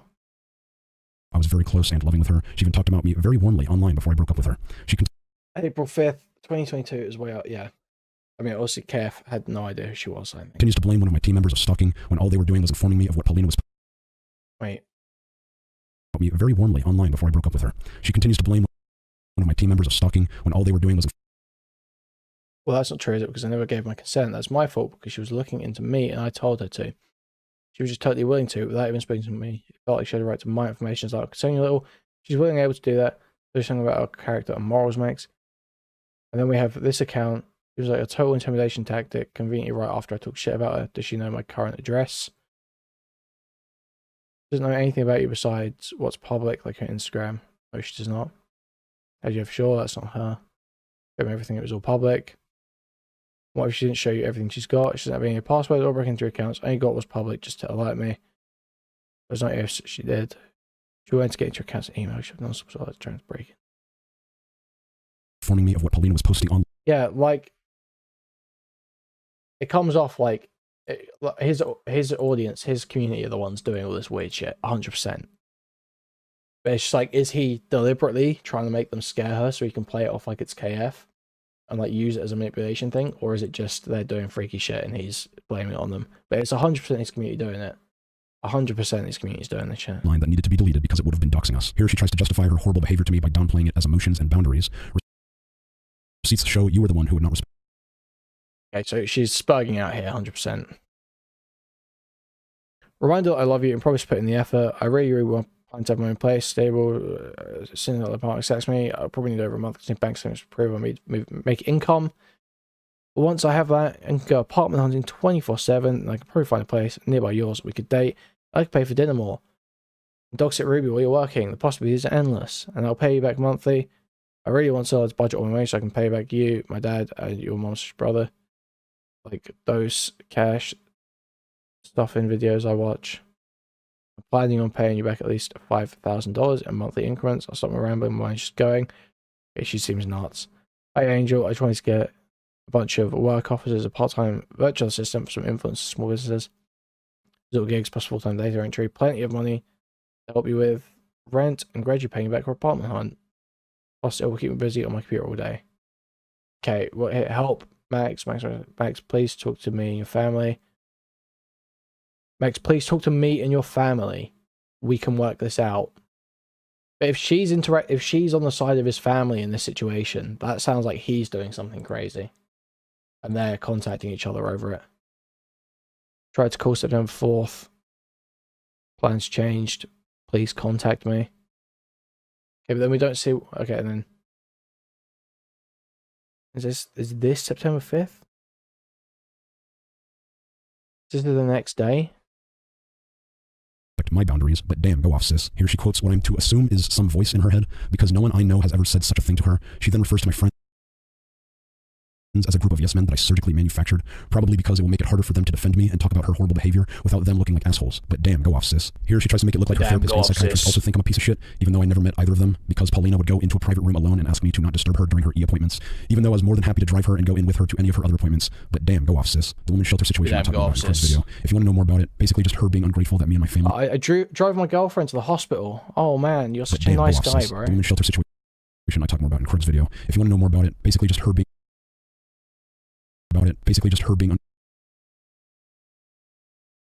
I'm sorry, I've talked this out just as you've come to understand. She painted you in a much different light than what I saw in his messages he sent to Craig. She was even willing to say she would rather go to a women's shelter than stay with you or her family. This is why for months my mother was taking care of her after I couldn't anymore, but I'm more than happy to remedy the situation if we could address a couple of things. First and foremost, Paulina is extremely mentally unwell and needs a healthy support system with her family. I know she's declined your previous attempts to take her in, but you have to convince her to stay with you or someone that can care for her. Being alone has only made her symptoms and behaviour worse. I will attach some screenshots of the suicide note she wrote last year so you can understand how severely she needs family. I know she's trying to convince everyone I'm so abuser, but I have only ever cared for her and her well-being. I can no longer be the one to take care of her anymore. Secondly, the video Craig made was only in response to the hateful and slanderous things she was saying about me, my team, my friends, and my family on her Instagram, which in turn inspired my other exes to do the same. With that said, I will be more than happy to remove Paulina's folder from the drive. Ask Craig cut out all the parts containing Paulina. First, she needs to publicly apologize and correct the statements, not just to me, but to all please. Okay, listen. What is going on with this women's shelter thing? I'm grateful that me and my family... I don't expect you to take care of her, Max. I don't expect you to take care of her. As I've tried to share with Craig, she's an adult. Her decisions, however poor or inconsistent, are her own. I have no legal ability to control her actions, and unfortunately, our father is indeed neglectful and unwilling or unable to do anything, but legally, she's an adult and can choose to or not to take those statements back. I don't assume to understand the hurt you may have gone through, including your team and people around you, however they may have been treated. I can only take what has been said by my sister to be her side of the situation. I am fully aware between the two sides of the story lies the truth. But with that said, my sister still deserves support. I know what has happened in her life, how our family dynamic is. I'm aware of her mental issues, more so now. I've continued to offer my home and my support, not just financially, but otherwise. I've continued to do so. I hope she takes me up on it. I'm not sure why you feel that an apology to me publicly should be any way attached to what Paulina does or does not do. You said things about me and my family and they were hurtful. There was no reason to put that out publicly. There was no reason to mention it. It was just a hurtful statement. Hurt people, hurt people. I can understand that, but it does not excuse your behaviour. I've seen the data you shared about Paulina and those drives. I find most of it to be out of context, with only your team's synopsis to give that missing context. One discusses our ethnicity, but placed in racism, for instance. And one of your mods threatened more intimate damning evidence that could have been shared. I clearly want to state some of the comments she's made via those Discord conversations were clearly hurtful, not just to you, but herself. To others, I don't know, and some are of someone who's struggling. I'm sorry that you felt that was your responsibility or duty to work through. I hope this is a learning situation for you that you can grow and become better on the other side. Guys, I might have to get something to eat in a minute. We've been going for like 4 hours straight, and I'm starting to struggle. Okay. This is I'm spending more time on these allegations than I expected to, but I'm so triggered by the way people talk about them. Please thank your mother for her kind consideration and care for Paulina. She sounds like a lovely woman. I hope Paulina was at the very least respectful. If you're unwilling to apologise at the very least, please consider the future of those women in this video. Not just to appear to be the better person in the situation, please take those documents. I assure you in 10 years you'll have moved on and this won't be a topic of conversation, but the internet is forever. As much proof about my sister or those girls goes to provide receipts. You have parenting situation, but to step above it all, state you want to simply move on from this. Ask the items taken down and the video removed. You have a large following, people have a pound of flesh that's tried to de-escalate this entire situation. If you're willing to take strides towards the end, I can do my best to speak with these ladies. I won't ask that they recount their statements. I won't ask that you do either, but it's a clear guarantee you would come out like a gentleman. Okay. Jesus. I've come to a decision. We're going to skip to the Haley part of this video, okay? Because I remember that Max does not show a lot of evidence that lines up with this test with the things he's claiming. So I am pretty certain almost all these, like he said, she said situations. If I'm ever challenged on that, well, then we'll see. But the Haley section is the majority of the video anyway. And that is the biggest accusation. So we'll just, let's deal with this one, alright? Haley is not one of my exes. Haley has never abused me. Haley is a young woman that I fell for in high school and that I obsessed over during my time in the military. This is when I was 18. I made decisions that I obviously regret. But You're basically said, Haley is painting a very different picture of our relationship together during these times to make me look more like a creep, obviously. That is always the name of the game with them, I guess. And I'm going to go through it with you step by step to show you where I believe she's being disingenuous. This is not me invalidating anything she went through, but I'm just going to give my side of things, okay? I want to start off by saying that I never thought I'd publicly tell this part of my life story. I hoped that this chapter of my book would end and I could continue my life without thinking about it. And you could have. I have not seen you since I left for the military. I have not contacted you ever since you called the cops on me. And I have not contacted your boyfriend ever since I apologized to him. You are the one. Wait, so there's this Magnetar reaching out for the video. Chapter of my book would end and I could continue my life without thinking about it. And you could have. I have not seen you since I left for the military. I have not contacted you ever since you called the cops on me. And I have not contacted your boyfriend ever since I apologized to him. You are the ones who showed up out of nowhere to try to ruin my life with my abusers. Even after I tried negotiating with you and your boyfriend to handle everything privately and legally. I hope that this chapter Dude, why has he edited it like this? It's so fucking... We have to watch a normal of my speed. book would end and I could continue my life without thinking about it. And you could have. I have not seen you since I left for the military. I have not contacted you ever since you called the cops on me. And I have not contacted your boyfriend ever since I apologized to him. You are the ones who showed up out of nowhere to try to ruin my life with my abusers. May I offer an olive branch to you and offer a chance to have a private chat with Max directly about this all? No show, no gotchas. Sit down discussion. Craig, okay, so this is with someone else. This isn't even with Max. Craig, I appreciate the sentiment, but my girlfriend and I have known Max for years. They've been victims of this. That is why I want to do this video. We have receipts, we have a timeline. Even after. And we now know other women have had issues too. So yeah, he's portraying this as like they got all their abuse, all his abusers together and to attack him. But no, it sounds like there were multiple people who had bad experiences that all came together to make a video about it. Like, this is what happens. I will not talk directly to Max without some form of legal representation present. I mean, that's good. Don't want to be dramatic, but I would be happy if I never see Max again. I mean, this a rough timeline in the homosexual news channel. He's lying. This timeline is stalking, suicide baiting, then kicked out of the army, then stalking, hotel incident, stalking, suicide message, then police reports. Wait, really? Was the no, the hotel incident wasn't after the army, was it? That was in 2014, the hotel incident. When was he kicked out of the army? Hotel was after army, he was kicked out when he was 18. I mean, like, this video is just a fucking mess. I almost don't want to finish it because it's so blatantly retarded. Once you start scrutinizing any of these screenshots or any of his story, it totally fucking falls apart. It's just fucking, it's like so dumb. It's insane that he got away with this. I tried negotiating. I'm going to keep it 100 with you, but I like to think I have a reasonable perception that you absolutely did not pass the scratch and sniff test. If you don't wish to treat him very well, but I'm going to get a comment from Max to you to read, and you can do with it as you wish. I am more excited to see the truth come out, but lies or where I draw the lines. Have fun with the project. That's Max's message. With you and your okay, well. boyfriend.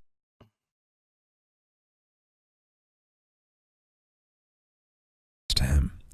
You are the ones who showed up out of nowhere to try to ruin my life with my abusers. Even after I tried negotiating with... I'm pretty sure people know that my chat is not only for paying subs. That's not true at all. With you and your boyfriend. My chat is for on subscribers only, because it is a good way to boost subscribers on your channel, because people who want to chat will press the subscribe button to access it. They will jump on a hurdle. But there's not paid members only at all.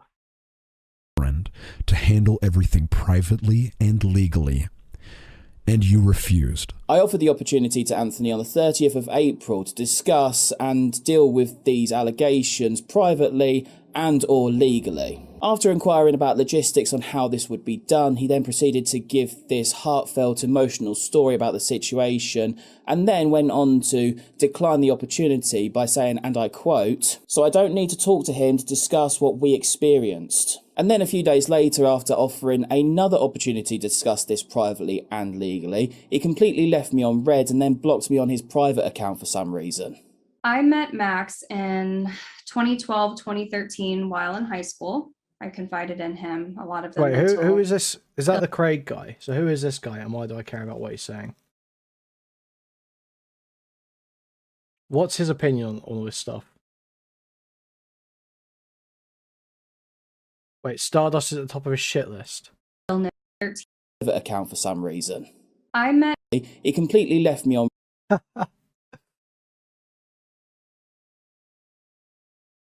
Okay, so who's this guy? Who is this dude? What's the deal here? Quick rundown. TLD Army.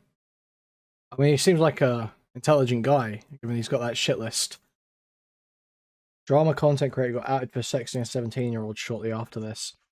Oh, curious that all these people who seem to be so against pedophiles end up dating teenagers. Curious. Most curious.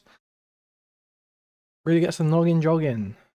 Red and then blocked me on his private account for some reason. I met Max in 2012, 2013 while in high school. I confided in him a lot of the mental illness problems that I had, and he reciprocated this, and we did our best to hype each other up about the future. We would send each other songs and videos that made us laugh or smile. We were pretty much best friends at this point, but I was concerned he may have had feelings for me that I didn't reciprocate. True, you did not reciprocate them when your boyfriend was being nice to you. But when he wasn't being so nice to you, you would come to me for love and attention because that's all I gave you. We would talk. Yeah, you were friend zoned, bro. You were the shoulder to cry on. You were a cuck. Yeah, I don't. Yeah, you were the cuck. I'm sorry, bro. Sucks to be you. Vincent Martin saying, lyrics out, if I can watch my marriage to the Tyler W. That is unfortunate. That is highly unfortunate. On Skype almost every single night. You would invite me to come over to stargaze and talk in front of your grandma's house.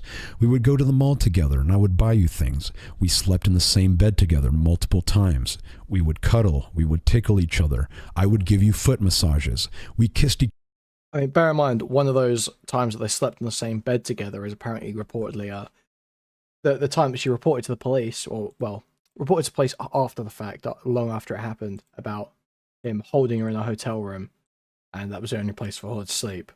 So, I mean, let's just keep that in mind. Keep that in mind. each other on the cheek on rare occasions, and there was even one time you let me draw on your body with markers. But that's just my side. Max told me he wanted to be a firefighter. He also said that firefighter was a code word for something else. I asked him several times over the next, few months what it meant, but he would just laugh at me and change the subject. Correction, I said I wanted to be a fireman, not firefighter. It was a code word for my future rap name, because I wanted to be a rapper who would spit flames. No. Very epic, I know. No. She knew I wanted to be a rapper. No. I did not laugh at her or change the subject, although I did usually tell Don't include that. Don't include that, bro. You didn't need to do that to yourself. her, I'll show you one day, because I was alluding to a gift I wanted to give to her, which we will get to in just a second. I told him about my little sister's birthday party, which was happening at the end of June, and he just showed up. Thank you for the $2, Emery. Thank you, thank you. I didn't invite him. Wait, what? I didn't invite him. Are you saying did or didn't? I didn't invite him. Okay, is this a Freudian slip? Because it sounds like you're saying you did invite me, which, yes, you did. You told me about it because you wanted me to get your sister a Emery DVD super chatted $1.99. Max pulled a successful Davo. Yes, you did. You told me about it because you wanted me to get your sister a DVD copy of Frozen or a plushie of Olaf or something like that, which I did, and I wrapped it in newspaper and Band-Aids. I know you remember that because it made your grandma laugh. But I did tell him that it was happening. Okay, but you've not shown any evidence this happened. And it could totally be the case that he was like going to a store or something, and she mentioned, "Oh, it's my sister's birthday. Could you get me like a copy of Frozen or something from the store?" But that could have been what happened. It doesn't mean just because she said, "Could you get something for me?" There's lots of context where she could say that. It does not mean get it and bring it to the party. It sounds like you were a cuck, you were a bitch boy, and she was using you to do tasks. But you never actually said there. You never actually made a claim there that was like about what she said. You never said, "Oh, you asked me to come." You said you did invite me because you asked me to get this gift. That's not actually directly contradicting the claim. That's just adding in that she asked you to get a gift. So it feels like he's playing games here.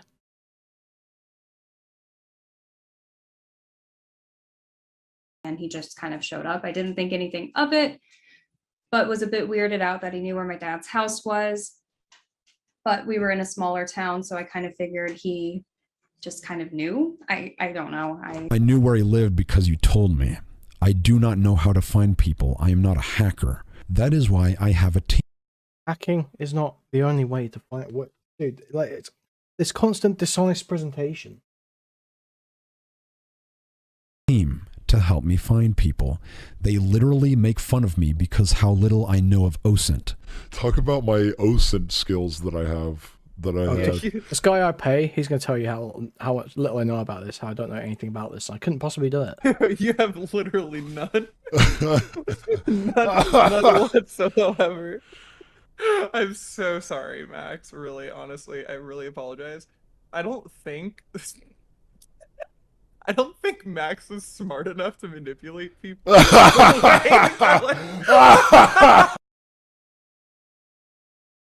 wanna.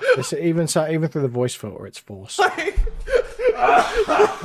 I did not have a team in high school, and I did not have the skills or resources to social engineer before the military. You told me to get your little sister a present, and you gave me the address. He didn't speak the entire time he was there, but was standing close to me throughout the entire day. Half true. Yes, I was close to her because she was my friend and the only person there I was close with.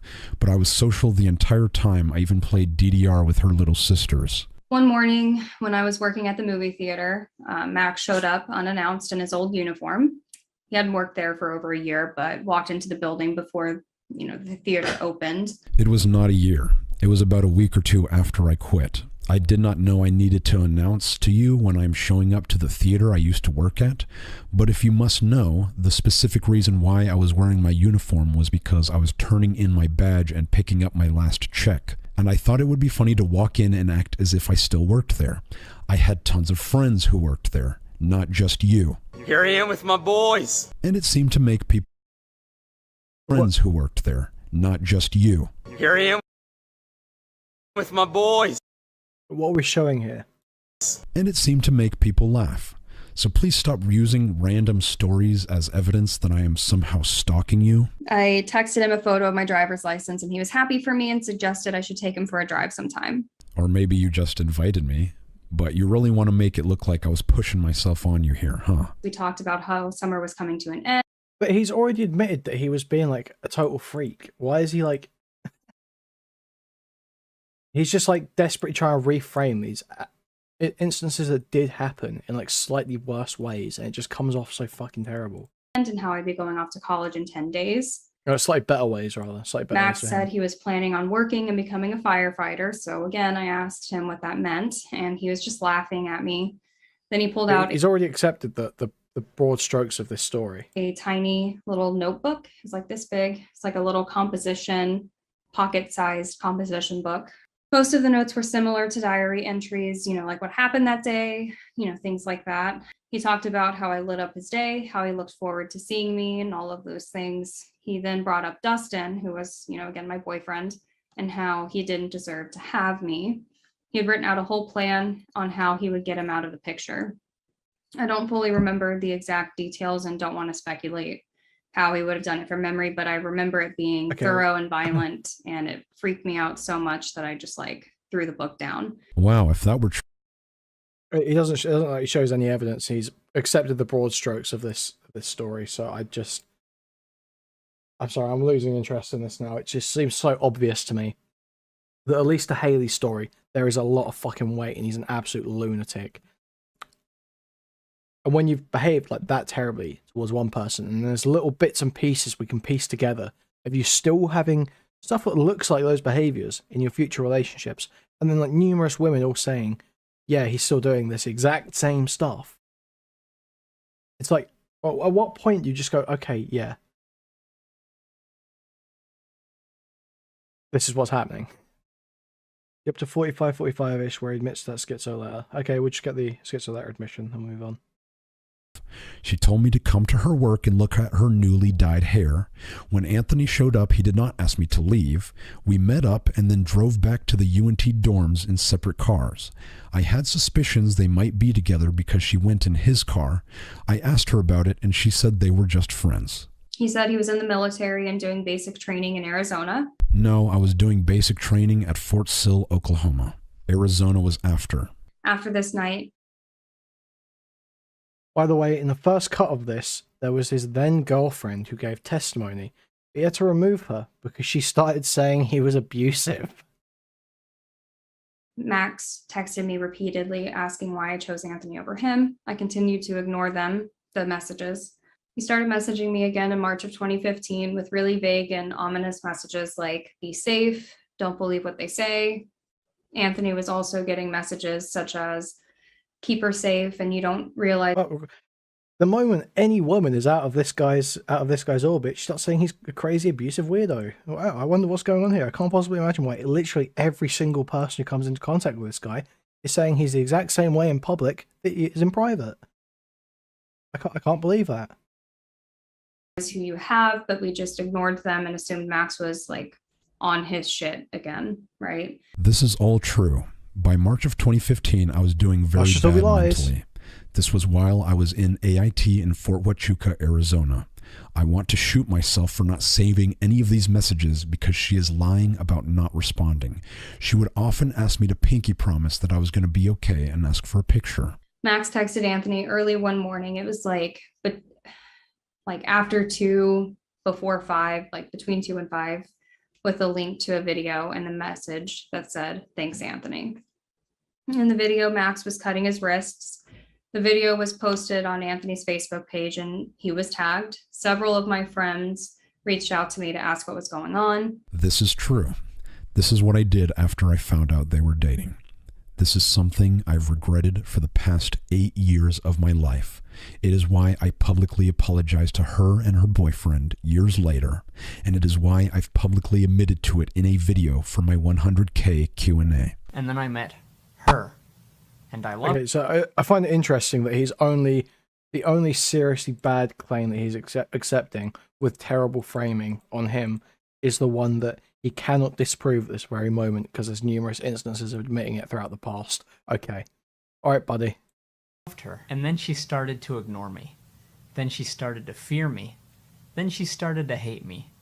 Then she dropped all contact with me and called the cops on me. Depression. Suicide.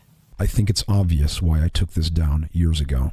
It was selfish and it was cruel. I am not afraid to own up to it or talk about it, and I've talked about it to many people ever since. It was a great talk. I showed him the video that I posted about me doing that thing with my arm. But since they have deliberately Right, he's literally like the guy from Full Metal Jacket who shoots himself, isn't he? I can't remember the name, Snowball or whatever. violated my privacy and leaked this very personal story of my life, I feel I don't have any other choice but to divulge. They claimed they called a wellness check so they can look like the good guys. Anthony called emergency services to do a wellness check. A wellness check never came, and it is certainly not the way Anthony portrayed it when he first texted me after he saw the video.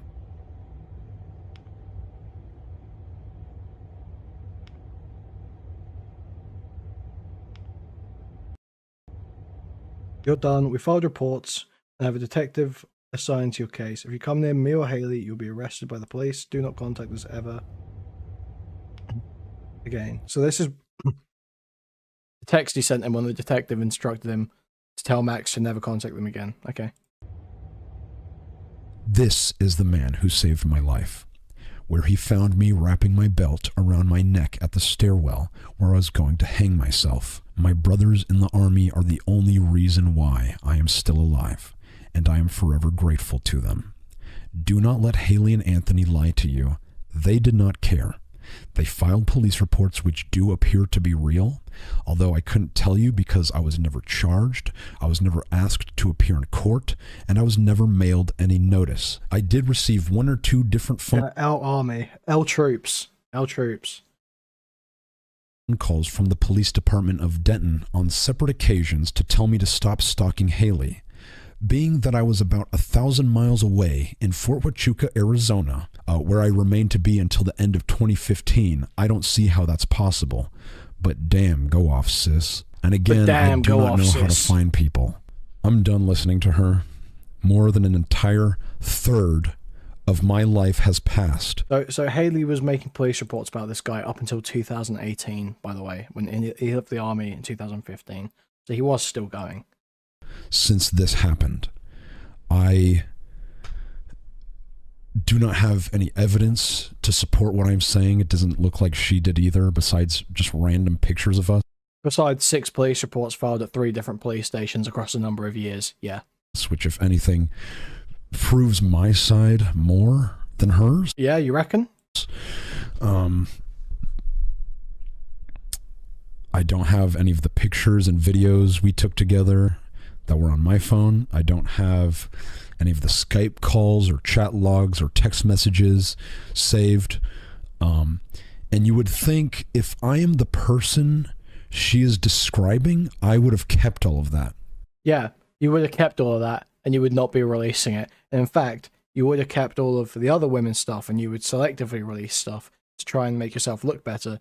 But still struggle with it because you look terrible even in the bits you do show. Okay. Nice one, bro.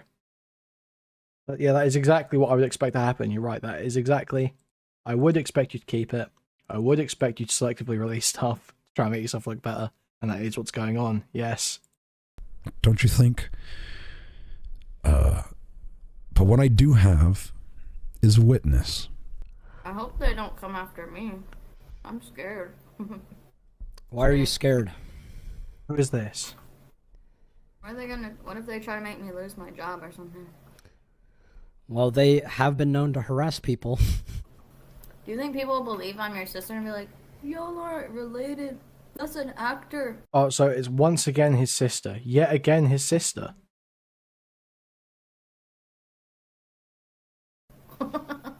I mean, there's gonna be anytime people he needs who a are point gonna backed up. say- It's ask my They're gonna sister, say ask my because sister. you're my sister, obviously you're going to defend me.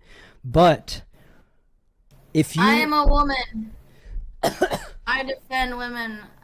I would know hope. for a fact he hasn't done these, and if, then I would beat him up and put him in jail myself. I would not be defending him. But since I know that they're lying because many things they say don't add up with what I've seen and heard and remember, I know they're lying because they have so many lies and inconsistencies that will be disproven. And what makes you a reliable witness? I was there I've met all of these women. I was there when they interacted with Max, and I built relationships with all of them until they eventually broke up. You met Yeah, all the of other- them in person. You even tried making friends with them, correct? I tried. I mean, yeah, I met all of them in person, and I was nice to all of Yeah, them. the only woman in your life who will vouch for you is your sister. Okay, buddy. Nice one. Too This makes you look nice. amazing. I shouldn't have been that nice. So what was your perception of my relationship with Haley? That y'all were very close. Y'all worked together at the movie theater. Y'all went to school together. She was always coming over. Y'all would go to your room with the door closed, like for hours. I just remember she was always picking up, and when I saw her at the movie theater, she was like, "Oh, I love your brother." And I would walk by, and y'all would be cuddling in her room and stuff, in your room. And you even bought her. Go off, sis. Damn, go off, sis. Damn, go off, sis. Oh, kill me. Her sister a plushie because I was like, you never bought me a plushie. That's how I remember. So she claims I came uninvited, and also that she never gave me the address for her dad's house. I just found it. Then how would you know that though? I think she Is she saying that you guys weren't friends at all?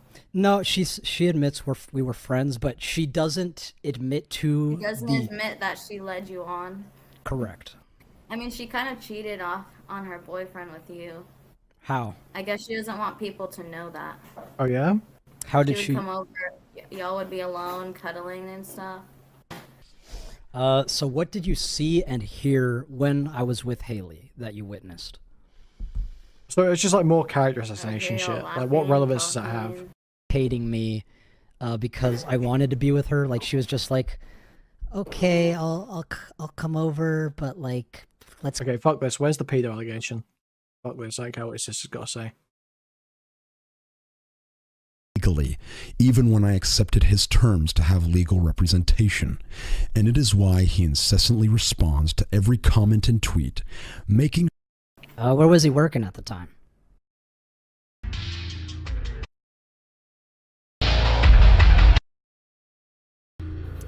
Then why does Anthony hate me? Am I allowed to say why? Anthony Field, Haley's boyfriend, Magnetar on YouTube, the one who published this video on me.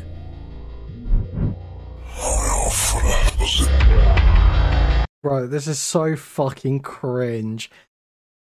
This is... People let him respond to abuse allegations like this. People let him respond to abuse allegations. People let him get away with this. It turns out it's actually a conspiracy set up by Nambla to take me down. All these women are Nambla assets.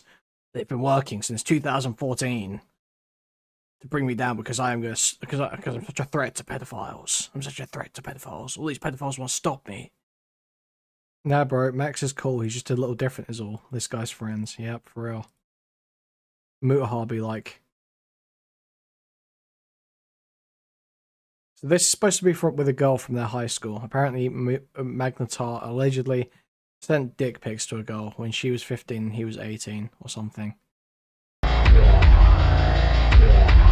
going well. Thank you so much for the music. Thank you so much for taking the time to message me. I'm very sorry to bother you about all this. Notice how slowly these ones scroll compared to the rest of them in this video. Just an interesting little thing. Thank you so much. Also, my apologies for not getting back to you sooner. I'll be on and off every few days. Fuck. So I'd like to start. What is your history with Anthony? I was in marching band with Anthony when I was in high school. He was a senior when I was a freshman. Did he make any advances on you?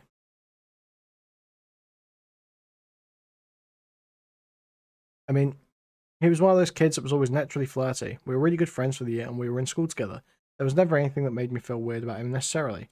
After he graduated and went to work at the White House, he started texting me again out of the blue.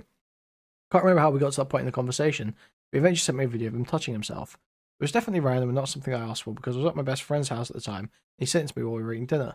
I just remember slamming my phone face down the table and telling her I'd tell her about it when we finished eating. He asked for pictures in return, but I never sent anything. He was a little miffed and tried to talk me into it, but after that we never spoke again. From that I was able to discern from Facebook he had a girlfriend at the time.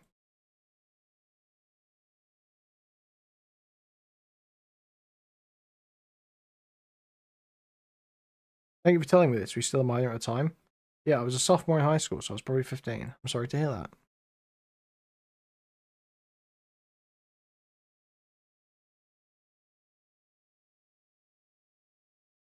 Can you confirm that this man, Anthony Field, is the one who sexted you? That would be the one. He doesn't look like an Anthony to me. Alright. Like Anthony Field. That's not what I'm seeing there. Okay, whatever. What else did you do after he sent you that video? How else were you feeling?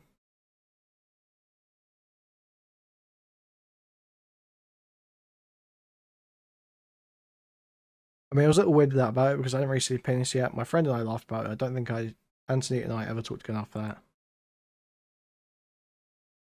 I'm really glad you all could laugh about it. I'm sorry that happened though. I imagine you don't have those videos conversation anymore. I don't. That phone is long gone by now. That's okay. Thank you so much. For anything else, I'll contact you here. So no evidence. Cool. And he was an adult. He sent his genitals to a high schooler who was around 14 years old or 15. Well, his sister said it. Go off, sis. And she was like, "This guy sent me his penis." We're like kids, so we're just like, "Oh my gosh." And you can. I don't know if those were the exact words, but yeah. Okay. But yeah, I did know that he did that. Where was he working at the time? He was working for. He was like volunteering for like Obama. He was interning at the White House. But I've not made a video on him, despite wanting to all these years, because I do not want to harass them, and I feel this is not enough evidence to build an entire case against him. And why are you calling him a pedophile right now? So I have not and will not until we have more proof. But you've just called him a pedophile right now. We know that he has multiple victims spanning the past 8 years, and if anyone wants to... You know that he's got multiple victims spanning the past 8 years. Come forward, email me with the subject line, Anthony Field. I am not using this allegation to discredit Anthony or the rest of... Okay, so yeah, he did just send... That was just to harass that guy. He labeled him a pedophile, and then said, go and look into him, contact me with anything you can find. And then claimed there are a bunch more victims with no evidence. Alright, nice one, dude. Cool. So yeah, I have no idea how people let him get away with this. He 100% is a complete psycho. 100% has abused at least one of his girlfriends. At least one of his girlfriends he abused. Or not girlfriend, sorry. He stalked and harassed that girl in high school. And then later on, up until 2018. Wait, so he said he had some penis pics and copies of Anthony messages on the lyrics stream. Okay, let's... Not and will not until we have more proof. We know that he has multiple victims spanning the past 8 years, and if anyone wants to... Right, let's find these chat messages.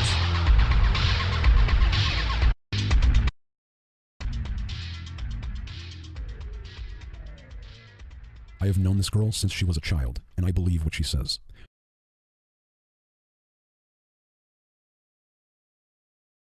Okay, this could be a tweet. If we're right here, this could be a tweet. We could be up bigly here. So where's the right? We're done with that. The allegations are pretty good, at least from the high school girl Haley. Her allegation was pretty good. And MamaMax's response was fucking terrible and blatantly dishonest.